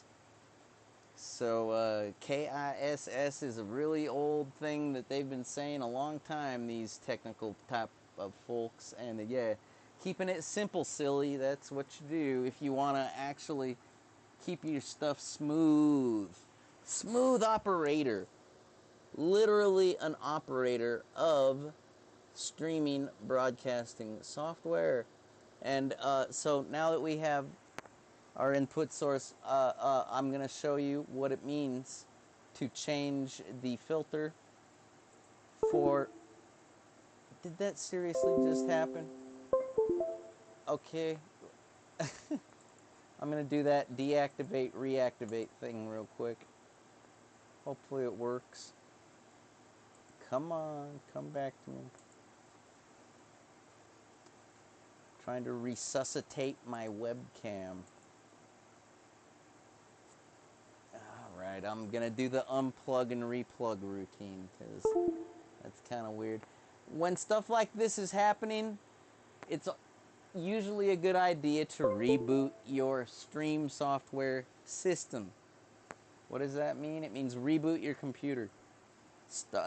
Restart and shut down. Like, seriously, you got to do that when your software behaves erratically. Because normally my webcams aren't quite this bad with regards to deactivating randomly.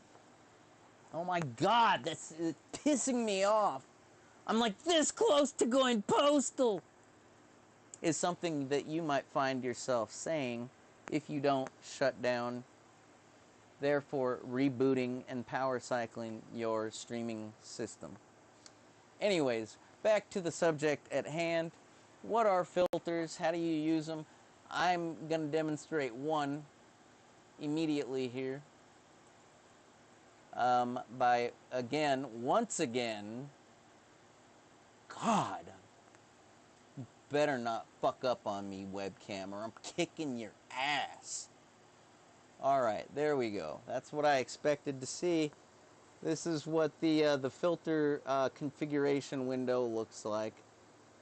It basically has one little window right here, one little window right here, and one big window right here.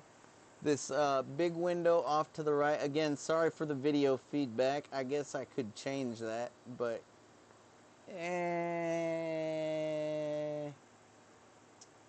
nah. So, yeah, you got your audio video filters. I guess it says video because technically you're making videos. But really, these are more like audio filters. Stuff that a sound engineer would use. Things along the lines of compressors, expanders, gain, which is like input level or signal strength. Invert polarity, which is like taking your waveform and flipping it inside out. A limiter, which keeps your volume from peaking into the red zone. A noise gate, which prevents people from hearing the various background noises that can occur in microphone recorded situations and scenarios, such as my air conditioner in the background, or maybe your computer fan whirring away, etc. Noise suppression, which this software is okay with. That's kind of more of a post-production routine and operation to be conducted, but it's somewhat impressive. If you have a limited amount of noise in your environment during your stream that you really would rather not have, you can experiment with that. That right there is a VST plugin that I imported so I could have equalization features, allowing me to raise the frequency or lower the frequency of everything from the 0 to, I think it's like 20,000 kilohertz spectrum of sound, from low to high. Yeah, it's a demo. It's okay. I'm not impressed. I'm going to look for another one. And this is a video delay. I don't think I know anything about that one. Sorry. And then you got your effects filters. This concerns your image, and that's what I'm concerned with, providing you with a better image. I'm going to use the sharpen filter. One of my absolute favorites, a go-to filter, if you will. So yeah, what's the big deal? Well, if I drag this up to about halfway on the bar, things start to look very sharp and readable, crisp and clear. It's almost like it goes from a low res to high res scenario. But if you raise it up too high, your stuff is going to look grainy, a little bit like this. In fact, I think you can notice in the window the graininess. This is a great example because the video feedback is demonstrating as I lower the sharpness, so lowers the graininess. And now we are at a level where there is practically no graininess. If we go all the way down, we can basically see the horizontal scan lines, as they are referred to. These are, again, frequency-based occurrences that occur in the transmission, translation, and processing of video signals due to various factors such as frame rate, the hertz. That's why when you have a 30 frame per second frame rate, people try to use 60 hertz.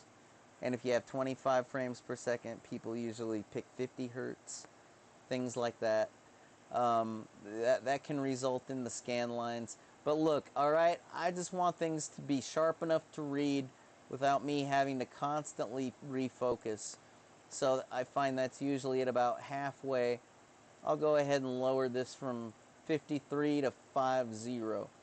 I know that is exactly halfway, which is kind of like doubling the sharpness that we had before.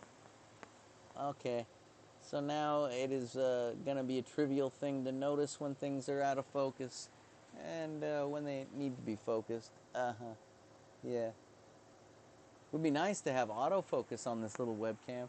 But where can we go to find the resolution settings? Anybody want to raise their hand? You there in the back. Where do you go to find settings in the OBS software? Oh, that big button over by the start stream and start recording buttons. Thank you. Yeah, that student's been paying attention. Is there any other location? Oh, not that I know of. Okay, that student needs to learn some more. Okay, but as they what's a good word? As they were paying attention, I want to say they so focusedly pointed out, but no, it's more like astute. As they astutely pointed out, yeah, you can find these settings over here on this controls panel, as it is commonly referred to. You know, I don't know if you know anything about panels, but a lot of websites have things called dashboards, and they consist of various panels that you can rearrange into certain customized layouts, etc., etc., etc. That's all that OBS software is, basically, is a lot of different panels put into good default locations. And if you don't like it, you know, you can always take a panel and click on what would essentially be the title bar, and like if you want to do a little house cleaning, rearrange things, maybe you want to put your buttons off on the right side so that way they stick out like a sore thumb. So now you've got this bottom panel, but the very most important buttons to getting you on air, sorry about my hemostats, I have to pick up things like screws and adapters all the time. Yeah, so yeah, the most important buttons to get you on your stream live, you can drag them up to the top right there and, you know, have them stick out like a sore thumb. Me personally, I am accustomed to my control panels being in their default location. So having them up there would drive me crazy. I'd be like, I'm going postal any second if I can't get this thing back where it belongs. But, no, I'm just kidding. You know I'm kidding, because I'm more likely to run and hide under a table than go postal. But I digress. Hey, look what we got here. We got stop streaming, start recording. Yes, start virtual camera settings. If you click on settings, it does in fact bring up this important window here, the settings window. I'm going to click cancel though, just so I can show you the other location you can find settings. I think we might have discussed this earlier. Oh, I'm doing it again. I'm clicking file off over here instead of off over there. God, I am like a dog chasing a car, people. It is really amazing that I can do anything. I am so awkward. All right. Where was I? Yes, settings is right there. And there you have it. What is so important that we're at this incredibly intimidating window that contains menu upon menu, panel upon panel, checkbox upon checkbox, pull-down menu upon pull-down menu. Dear God, it could make your head spin if you're not careful. Just looking at the hotkeys alone and the possibilities for key assignment on your, I think it's supposed to be keyboard. Let's see, click, yeah. Filter by hotkey. Yeah, I don't even use hotkeys. You see that? Because that's just one more thing for me to trip up on and forget and like misconfigure. No. What we need to focus on now is making sure this is in focus for you to read. That's what I need to focus on. But no, you need to focus on a little category. Sorry, not trying to make you seasick. Okay. A little category called output. Okay. The thing about the output category, here, let's take a look. Thing about output, doggone it, I got confused. That's normal. I'm also easily confused, as well as, well, you've seen what I do clicking with my cursor, so you know I'm easily confused. Okay, we're going to the video menu. That's the one I wanted to go to, because that is the one that contains your resolutions. Yeah, yeah. As we were talking about, we still got that horizontal line right there, which is bugging me. And that's because our video input source, which is, well, this guy that I have in my hand here, this input source is a 640 by 480, I do believe. What does that mean? It basically means it's more like a square than it is a rectangle. It's not a widescreen like at the movie theater. It's more like a square like an old-timey television or computer monitor. So, what can we do to make our lives a little better here in this menu? Well, not a whole lot, because we're live at the moment. But you see the aspect ratio? That can be adjusted when you're not live streaming. The base canvas size can be adjusted. What is the base? The base is the part of your, what your stream, what's being broadcasted. The base is the part that is underneath everything. You probably can't see that, can you? Okay, I'm going to move that off screen, set this down. I'll take myself off screen, and I will show you now. Make this window just a little bigger.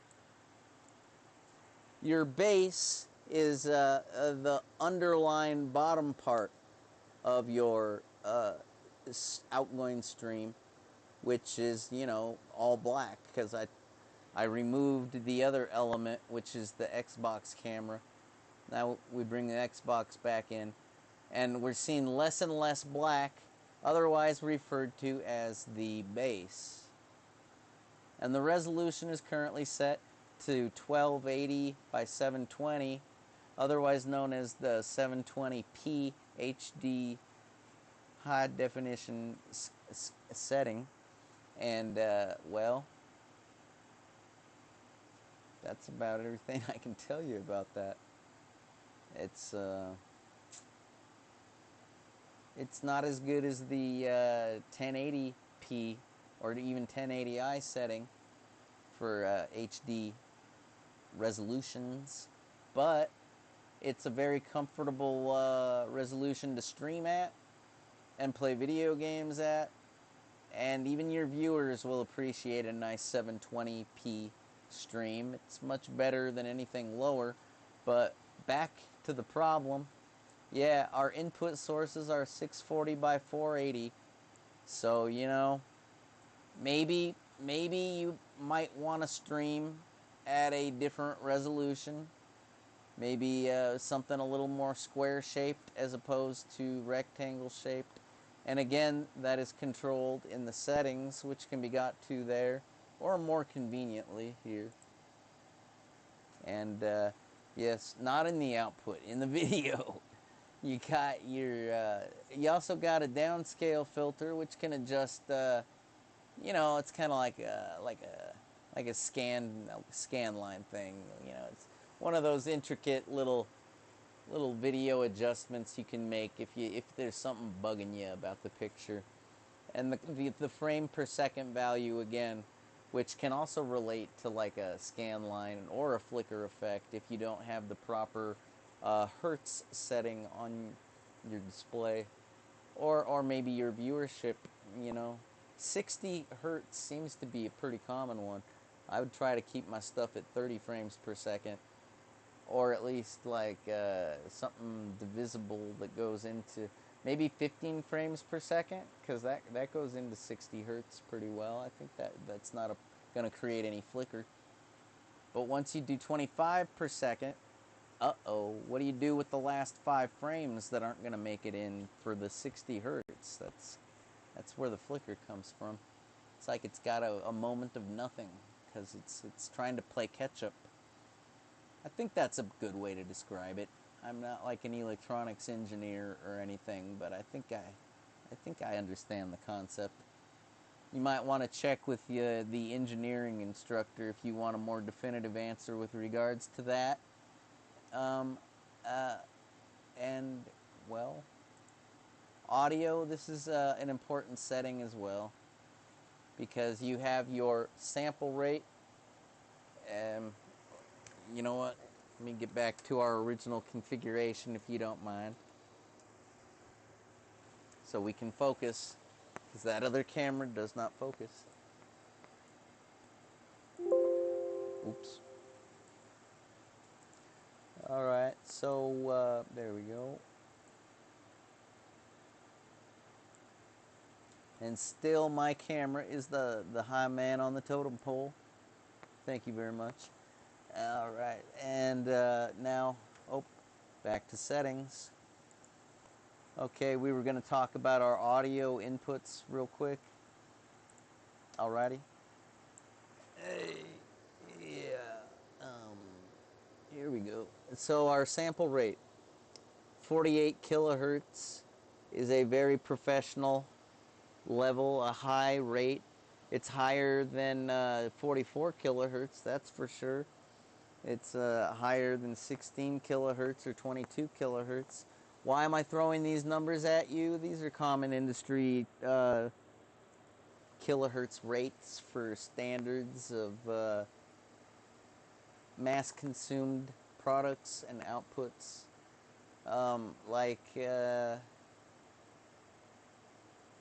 The higher the number, the higher the frequency range that is represented in the recreation.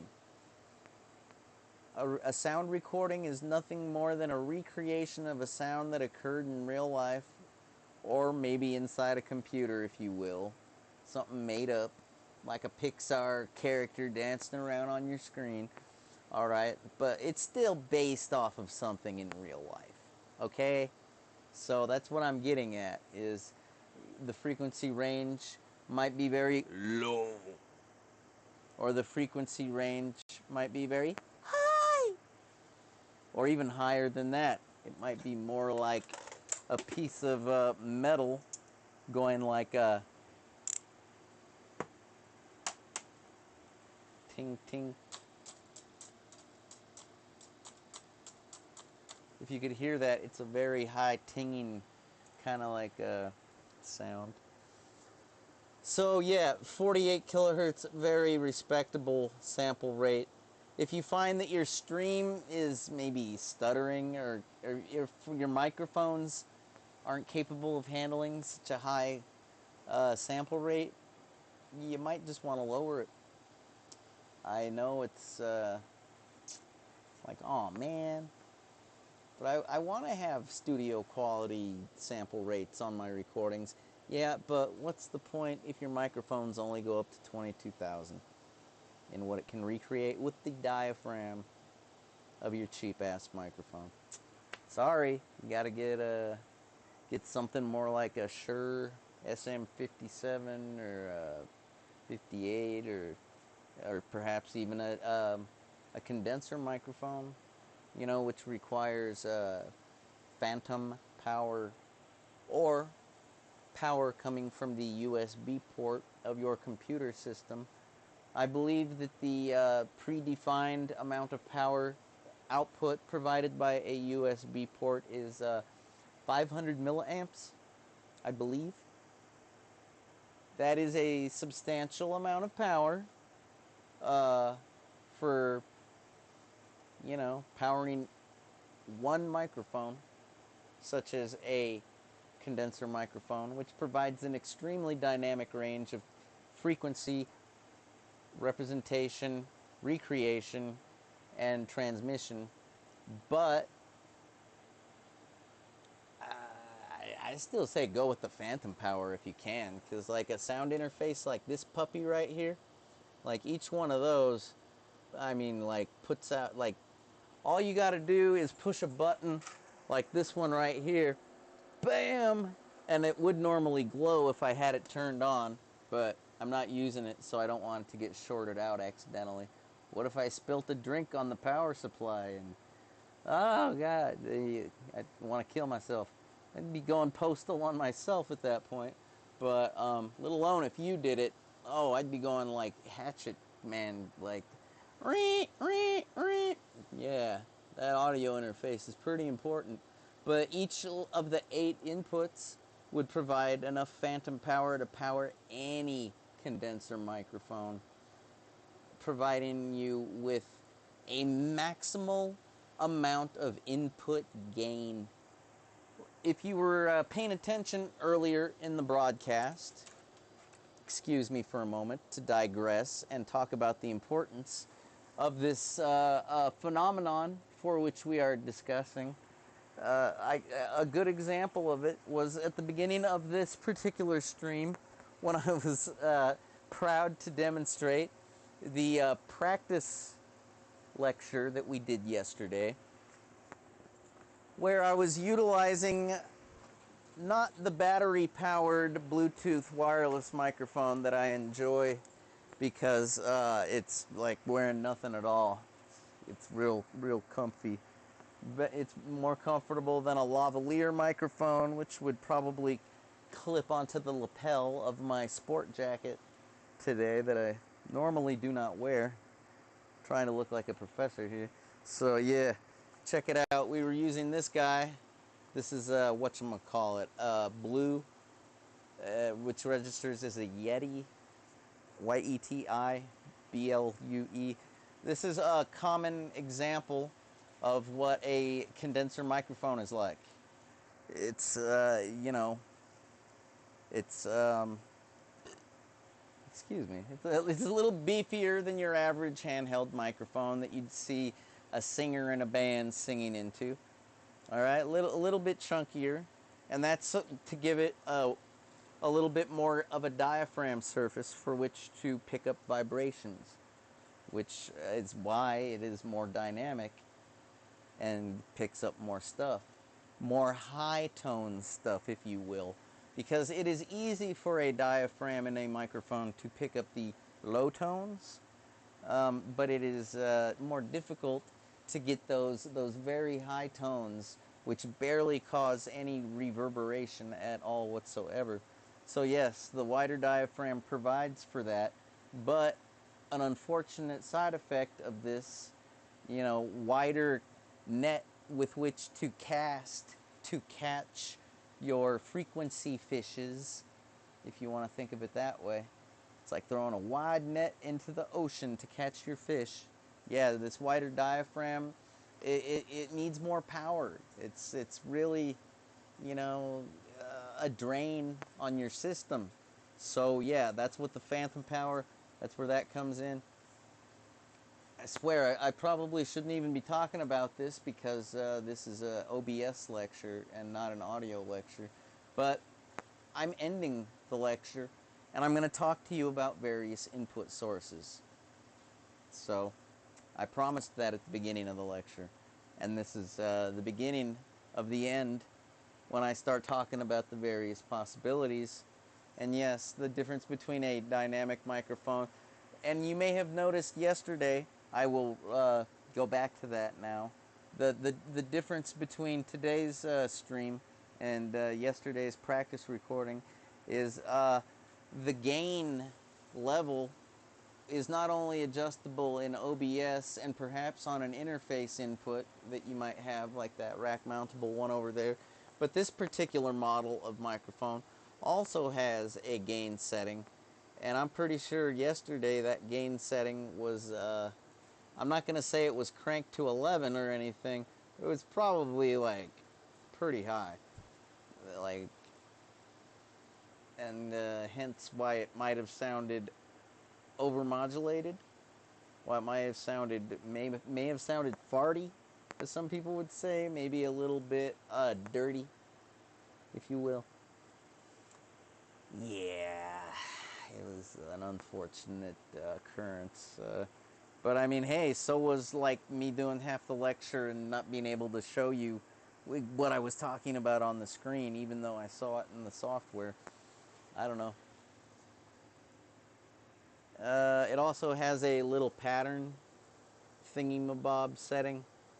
What these patterns represent are, right now I have it set to cardioid. Oh, let's focus. As I was saying, right now we have it set to cardioid. Why would they call this particular symbol, doggone it. Don't shake. Don't shake, Professor. Why would they call that cardioid? I think you can see there's a little dip at the very bottom of it. Okay? So, what is it about that dip? What's the important concept to get out of the definition of a cardioid microphone? What is the important thing? Okay, imagine that that symbol is a really sexy person, okay? I'm serious. I know it looks kind of simple, okay? But let's just say that cardioid symbol is a really sexy person, okay? You want that sexy person's ass on your face. You want it sitting on your face. So hypothetically speaking, if you had a nice sexy person's ass on your face, you know, and you're just like, it even smells good too. Like, that's what that represents, because that is the range that the cardioid pattern picks up. So the way to think of it is that little crack of the ass that's resting on your face, that only picks up a minimal amount of what's behind you. The butt cheeks of the ass represent what's happening behind you. Whereas that big round part, you know, the rest of the person, yeah, that represents the wide range that is being picked up with regards to the microphone and where it is pointed. So let's say, yeah, when this thing is in cardioid mode, that means if I have it pointed at that camera, just like this right now, the ass crack is on my face. And the butt cheeks are a little bit behind. Actually, if I had it pointed all the way out like this, the butt cheeks would more like be on my shoulders. And they would curve inward with regards to what is being picked up. And so it's like a wide net like that of sound. And if I pointed it up in the air like that, well, now the ass crack is more pointed like in, you know, you think of it as a two-dimensional ass crack. Or, you know, you get it? And the reason they call it a cardioid, well, I mean, if you haven't picked up on it yet, yeah, sorry about that, I need to rotate it. Yeah. So that little symbol right there that I call the ass crack, the ass, yeah, it's, if you flip it upside down, you will notice that that ass that we saw a second ago has now transformed into a lovely heart shape. Good enough for your Valentine's Day sweetheart. So it's probably the most romantic of microphone recording patterns that you will find. Kind of joking around there. It's so romantic.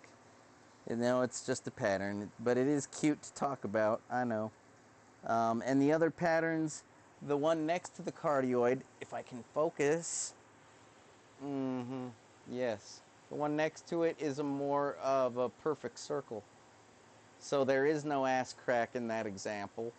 It is literally an omnidirectional signal. Omni means like multi. It's kind of like the word pan or the word ubiquitous. It is everywhere. Omni is to ubiquitous, is to pan, is to poly, is to, you get the picture. So it gets it all when you have that circular pattern on. And then you have like this crisscrossy circular kind of thing. This crisscrossy circular pattern that looks kind of like a Venn diagram. Granted, I think that usually has a third circle involved.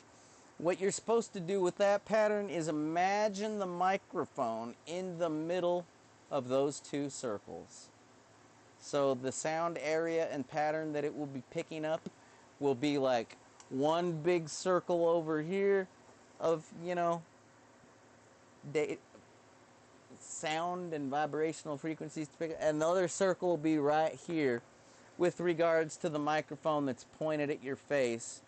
So let's say that you're sitting at a table and you got 3 people that got a comment on a sport, but only one microphone, and you want to get all 3 of them with relative equality with regards to the level and stuff. Well, that would be the perfect pattern to choose. Son of a bitch. What's this one?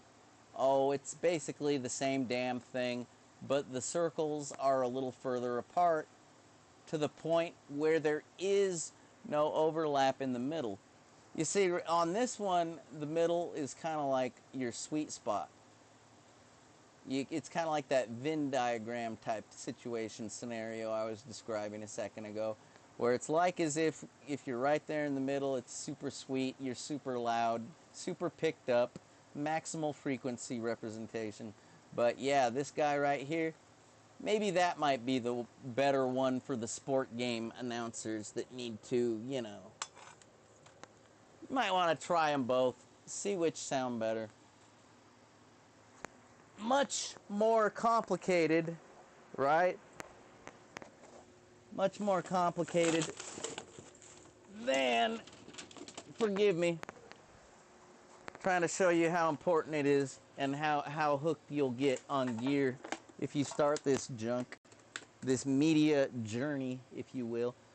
Okay, much more, complicated than your typical, traditional style of a non-condenser microphone, which I'm pretty sure is just called a dynamic microphone. Doesn't require power, to keep it running. And again, like that sucker needs USB power. This sucker just takes the signal and transmits it, using a very low amount of electricity back to a sound, mixer, whether it's a digital mixer or an analog mixer. It transmits back to it a relatively low amount of gain. That's the way to think of the input signal. And the reason why the audio sounded so hideous yesterday, because I had that gain way too high. Like, gain it makes your microphone super sensitive. It's kind of like when you have a camera and you have iris. An iris works a lot, I guess, like a pupil on an eyeball. If you got dilated pupils, you're going to walk into a room and say, "Oh, it's bright in here. Turn down the lights." Or if you go outside, you're going to say, "Oh, wait, I got to get my sunglasses out." Whereas if your pupils are pinned, like you're some kind of a dope fiend, opioid addict, heroin smoking, shooting, opium loving son of a gun, then you're just going to walk around going, "I feel good. I got a scratch. I'm kind of sleepy. Oh no, I think I'm constipated. Oh Jesus. Oh, what have I gotten myself into? Oh, why don't I have a sex drive? Oh, what the fuck? Am I, wait, what's going on here? Ah, I'm falling, I'm dying. Oh, I overdosed. Yeah, so that's the thing about the gain, is it's a tricky and sensitive thing. You don't want to overdose and die on it. And then again, you don't want it to be too low and you don't feel it at all. So you got to get just the right dose in order to feel okay and get a good signal and not want to kill yourself because you're all fucked up and broken and shit. And where am I? I'm talking about the diaphragm. I'm going to show you what I'm talking about. What do I mean? Well, I mean, it would help, don't you think? I don't know how many of you are experienced audio engineers, but I do have a repair job that I need to finish. I believe it's handy. Here, I think it's in this microphone box, actually. I think I did this on purpose so I would know where to find these. This is one of my logical organizational techniques. I put some broken microphones into an old, worn-out microphone box. Now then, please allow me to demonstrate what we've been referring to. Now, when I keep saying the word diaphragm over and over, this is what you usually see on the end of a microphone. This is a windscreen kind of, element. It's kind of a crummy windscreen. Like, I would prefer a styrofoam one because it's like gonna get rid of your pops and your hisses much more effectively. But you got to protect your diaphragm with something. So this type of windscreen is a great way to protect the precious, precious diaphragm of the microphone that exists in your system. Now, this old-timey microphone has a diaphragm that doesn't really look like much.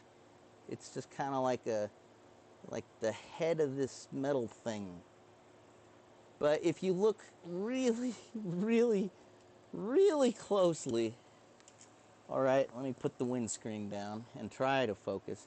If you look really, really closely, you'll see some kind of like a reflection, like a bright light, kind of like glare reflection happening in those holes, and that is the plastic diaphragm, reflecting its shiny, it's almost like a nylon kind of covering, or like a drum head, because a diaphragm is essentially like just a drum head. And when I say just, I don't mean to make light of it. It's a big deal, but it's not any more complicated to think about than that. It's like the way that a drum head conveys a drum hit is like the way a microphone diaphragm conveys the sound of the stuff happening. And same for this one. This one is a classic industry standard SM57 style microphone.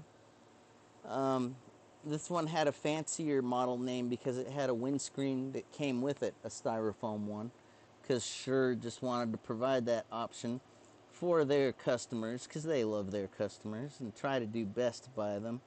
That's why Shure's became industry standards, if you will. And I want to show you what this diaphragm looks like, but I'm kind of mangling it because I got to take my time, tender loving care and time with that. So I will neglect from showing you that diaphragm. I know you might be thinking that was an underwhelming experience. It does not have to be, because yeah, I'm not going to do it to my Sennheiser either, because this is a pretty good, for a dynamic microphone, it's pretty good. I think I should maybe show you the actual condenser microphone, not the USB one.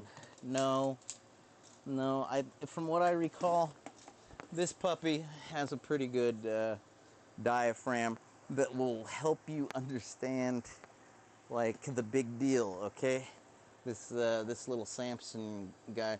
This isn't necessarily a high-end condenser microphone, but it is like, oh man, is this meant to come apart? I think it is. Most microphones are meant to come apart, but there might be wires and stuff that you might, like, you might have to resolder things if you're not careful, all right? Which is a whole different class than this one. What is it? There's some trick, I think, to dislodging this. Well, you can look it up on the internet. Sometimes I forget these things. I am on the internet right now. This is, like, literally, it's trivial if they want to go look this up. Like, I feel kind of silly now. But anyways, yeah, about as wide as that microphone is, which is kind of like it's kind of like a hand grenade. Yeah, that's how wide that diaphragm is, as opposed to the SM57, which is more like a pool cue. sized diaphragm, like at the base. And there you go. That's just some stuff to consider with regard to your stream. And lucky for you, the streamer, that today's technology is so advanced and superior that even if you're using a teeny tiny itty bitty weedy weedy nothing of a diaphragm on your microphone, it can be digitally enhanced to the point where it's even better than these. It's like insane what you can do with a cell phone microphone, and like, oh my god, it's one of these type of microphones. This one isn't anything too special. But it was a good deal at $40 like 5 years ago or whenever it was I got it. And, you know, hey, it's the things, if you like, that's the thing. Cell phone makers are like digital. They specialize in the software that runs on the cell phone. So naturally they got badass algorithms to compensate for anything that their hardware lacks. It's kind of like when you use a telephone modem to connect and it has awesome compression. So that way you can transmit more bits, even if your line quality is less than optimal, which is, yeah, compression, algorithms, codecs, bit rates, all this stuff relates back to each other. And even if you got the best hardware imaginable, if you got somebody providing you awesome software, you're gonna probably do better than the awesome hardware guy these days, because we've kind of crossed that threshold with regards to data structures, algorithms, information technology, processors, storage systems. You know, even the media recreation systems have gone so high resolution on the displays, high fidelity on the speaker technology, you know, and we can thank people and companies, corporations, people like Bose, the Bose company.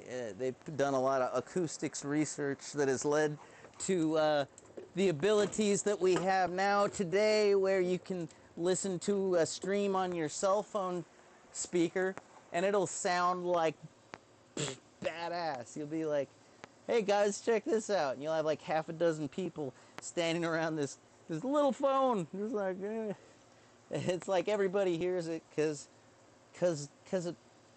of Bose, because of like Harman Kardon, because of you know, JVC, Yamaha, Marshall, Celestial, and like all these acoustics things. So now, what about the camera thing? I'll have to find that part that I unscrewed later. I was getting a little distracted because I seem to have misplaced it. It's not in my pocket. All right, forget about this stuff. It's just one more thing to put away and pick up later. If you got video, you know, if it's a new source of video, then it's probably going to come from your cell phone, right? What does that mean? What does that mean? That means that when we go to our input sources, once again, input sources, we're going to, oops, got to close the settings window. Okay, we let's say I like to use the Droid Cam plugin, which gives me a Droid Cam OBS object, which I just leave named Droid Cam because I only got one at the moment. I would like to get an array of these set up. It works on iPhones and Androids. Oh, don't I feel silly? I let my phone die. Oh well. But yeah, pretty much you just kind of program it in. You can use a USB cable, or it even has the Wi-Fi thing with a minimal amount of configuration. And yeah, you'll have that luxury going, and that does require importing things from the OBS community. Yes, there's a community of sometimes they're streamers like yourself, sometimes they are viewers that just so happen to be programmers, sometimes they are strictly programmers and developers that are looking to provide, you know, their skills to people that will appreciate them. But regardless of the context and the people that you're involved with, you just reach out and acknowledge that they're there, and you can take advantage of their blood, sweat, and tears. A lot of times for free, and sometimes for a minimal donation, such as a cup of coffee, or sometimes they want your next child. They want to take an arm and a leg, and that is usually the most professional of the professional industry standard software, which of course that's what you want, right? The only problem with the most professional of industry software is it is usually even more daunting than the consumer shit. Okay? So if you go and spend $1,000 on a program only to find out that it has so many features that you are just like shitting your pants, you're going to feel pretty fucking stupid, and then you'll go back to the $50 program because it works and you can operate it. Or you can stick with that other one, the professional one, and you might want to take a class other than this one. Might want to take maybe like a 400 level class. You know, you got OBS 101, OBS 202, 303, 404. Yeah, man, take a graduate level class for that kind of software. All right, but you know, your average freshman classes are quite typically the affordable and, as it so happens, more user-friendly versions of the software. I know, sometimes you drool thinking about the possibilities while watching other professional streamers do what they do, and you just think, oh, I could emulate that in a different, more specific way and apply it to myself, and perhaps there's a less professional but still as effective way to do it. Just, you know, once you get started, like we did today, I think about the only thing that I didn't go over. I mean, need to wrap up this video input sources. I feel kind of like silly because my phone's dead. It probably will boot up. I'm going to try and see if it stays on. The battery might be too low. I want to go over the fact that if you even have old-timey professional video sources like a camcorder device that has so-called megapixels and 3 CCD lenses, as they are referred or were referred to, I don't know, things like Zeiss lenses and junk like that. Oh my goodness, that's a huge lens. That's like as big as my dynamic microphone, my condenser microphone diaphragm. Oh dear. But look at that microphone. That's practically like one of my dynamic microphones here on this here built-in version of what is usually a boom microphone attachment. So hypothetically, if you wanted to interface this device with your OBS software, it would actually be trivial because of simple facts, built-in features such as the video output port, which is indicated by the yellow ring there. Okay, and also there is a USB, I believe it's 2.0, used for photograph snapshots mostly. This doubles as a video and photographic camcorder or camera.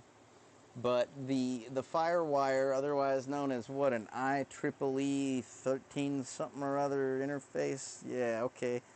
That is supposed to allow for the importation of the DV, digital videotape, that gets recorded on a device like this.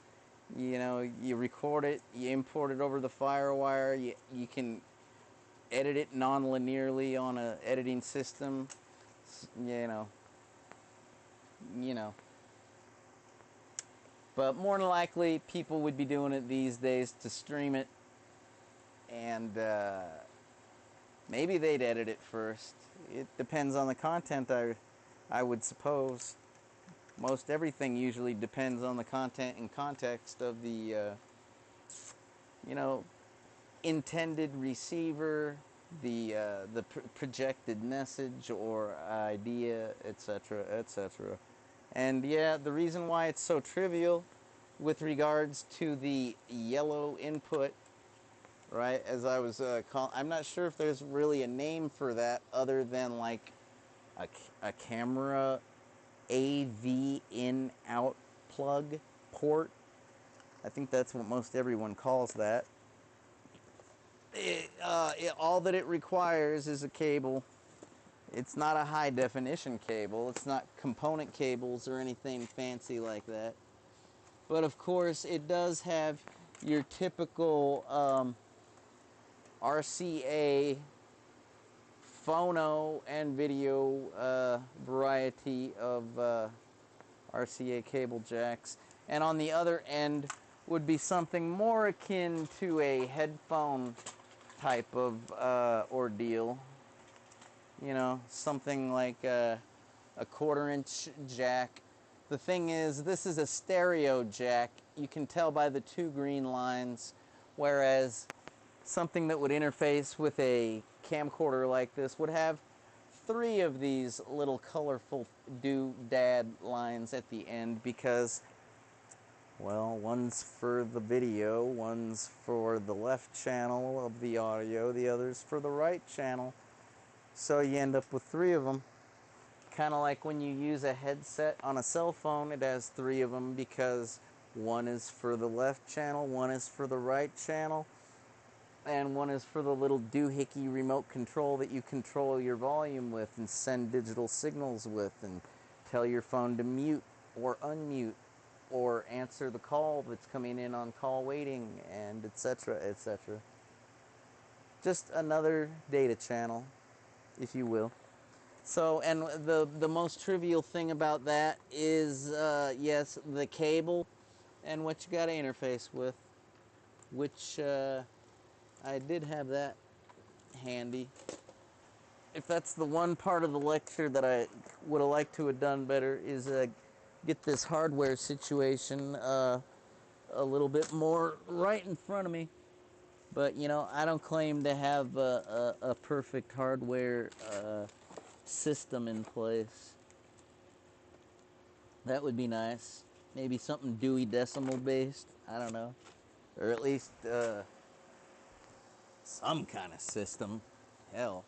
Okay, yeah. This little, I got this for $10 last week. Is that badass? You see, it's got 4 because you got your 3 RCAs. 1 for S video. Yeah. You're like, S video? Ooh, that's fancy. You know, it is and it isn't. Because it's only about as fancy as your basic S video to phono adapter. You want to take your phono signal, make it a little bit more crisp, give it a little more definition, try it out as S video. Or do you want to take your S video signal, make it a little more generic, you know, just to interface with like a consumer VCR or television or whatever. Yeah, just, it's pretty sweet, pretty awesome.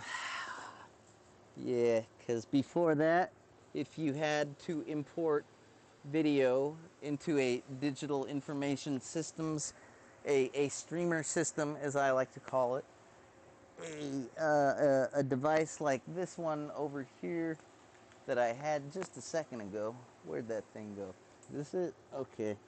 Yeah, this is one of those high definition variety capture devices where you have your component very similar to an RCA jack, identical really, but this is the red green blue scenario, as opposed to just your red green blue being done over one cable.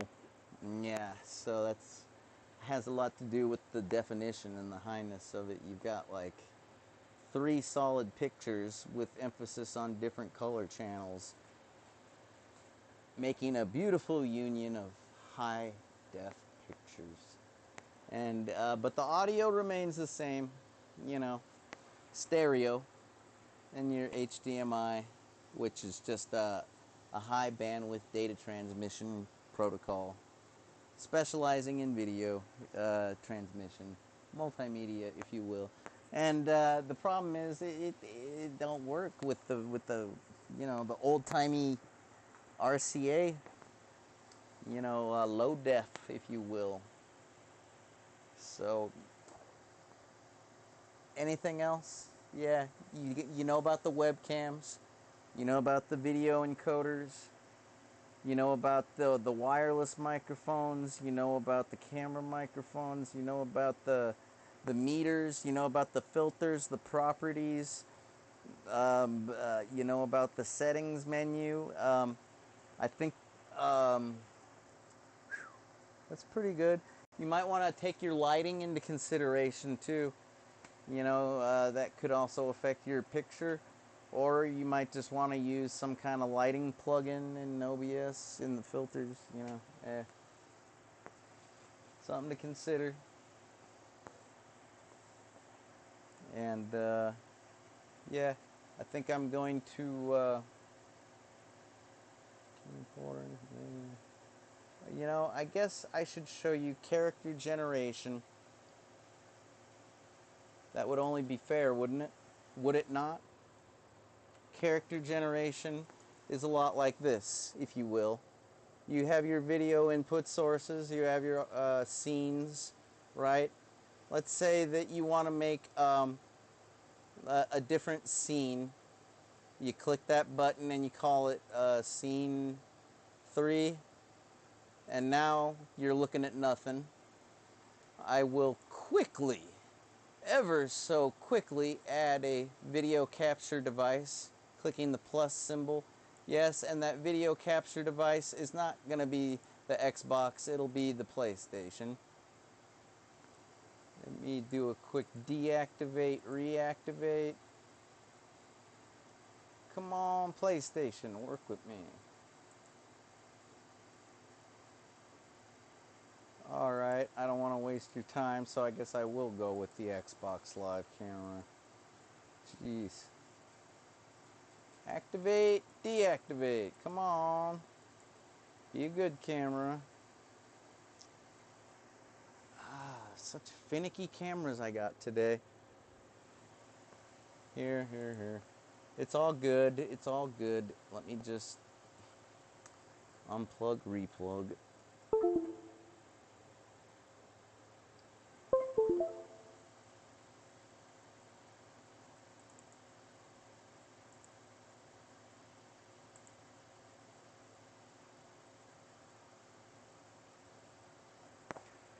Fucking annoying, people. I mean, Jesus Christ. How many times has that happened in this fucking goddamn godforsaken... Ooh, okay, we're wrapping this up. So now that we got our input source, oh my goodness, let's make it large so you can see what I'm doing. And then you can do it too. No. Let me put the sharpen filter back on it. I made a new scene because I wanted this to be the end of the lecture, and I don't want it to continue to look the same. So there's sharpen down there. We're going to go ahead and go nice and sharp. Probably too sharp. It's okay. Just want you to be able to see that you can find an input source here. It's a little tricky when you press and you're looking through the list. One of the more important ones is the text, which I refer to as character generation. This one right here. You open it up give it a name. This is my text. Okay. And you end up with your configuration window with your text box that allows you to type in, here, I'll just try to put the camera like right there. I'll put it off to the side. Maybe that'll be wide enough for you to be able to take this this whole routine in. Okay. There, that's good. I like that.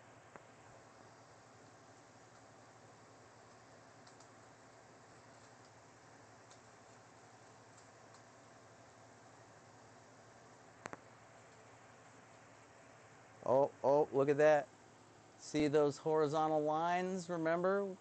Oh, the resolution. Oh, we got to drag it in, drag it in. There you go. Got rid of those nasty little, or not horizontal, those diagonal lines. Yeah. You know, this text, it looks pretty good, but you know what it could really use is something like maybe a background. So that way it has something that makes it stand out a little bit more. Let's make it the background real simple. Let's make it black, the exact opposite of white in terms of, you know, chroma and, you know, color charts and all that. So there, the opacity, I'm bringing that opacity slider up and down to, it'll be a little bit transparent. It's almost kind of like a gray now. And I can continue now scrolling back up to my message. This has been...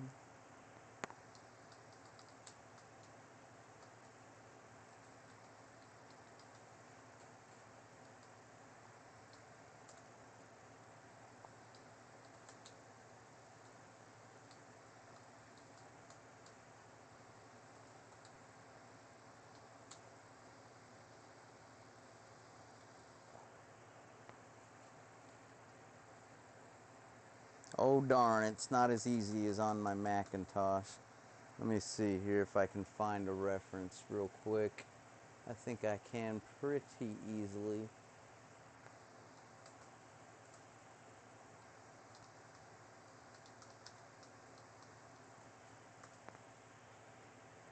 There, that's a pretty good good reference. If you ever need a special symbol for your textual input in regards to your character generation, you can always like Google it and then like copy and paste it. Oftentimes you can do that with crazy things like emojis, as the young people call them today, and those little cell phone hieroglyphics they use. Yes. And what else? Well, with all kinds of varying symbols, numbers, and characters, fonts, alphabets, etc. And I let the resolution get out of control again. Let me shrink it back down, dragging that pull down. Okay, that looks pretty good. Nice and basic. I could try to maybe like add something a little bit fancier to my graphics, maybe like a border, like oh, I don't know. Let's pick something real snazzy, like bright green. There you go. And you can make it, oh, that changed the background. All right, whatever. Now this looks like a minty, very minty, mint flavored production. Yeah, I like it. All right, that works. Again, this was our first installment in the OBS streaming for the absolutely uninitiated. I have been Professor JJ Styles, and good luck in all of your efforts. And remember, be good to your stream watchers, be good to yourself, and most importantly, be good to your gear. I don't know. You'll come up with your own philosophies if you do this long enough. Okay. Oh, the one last thing. These controls right here. I'll go ahead and drag that away. Now you can see these controls. You know, you start it from here, and you can you can also stop it from here.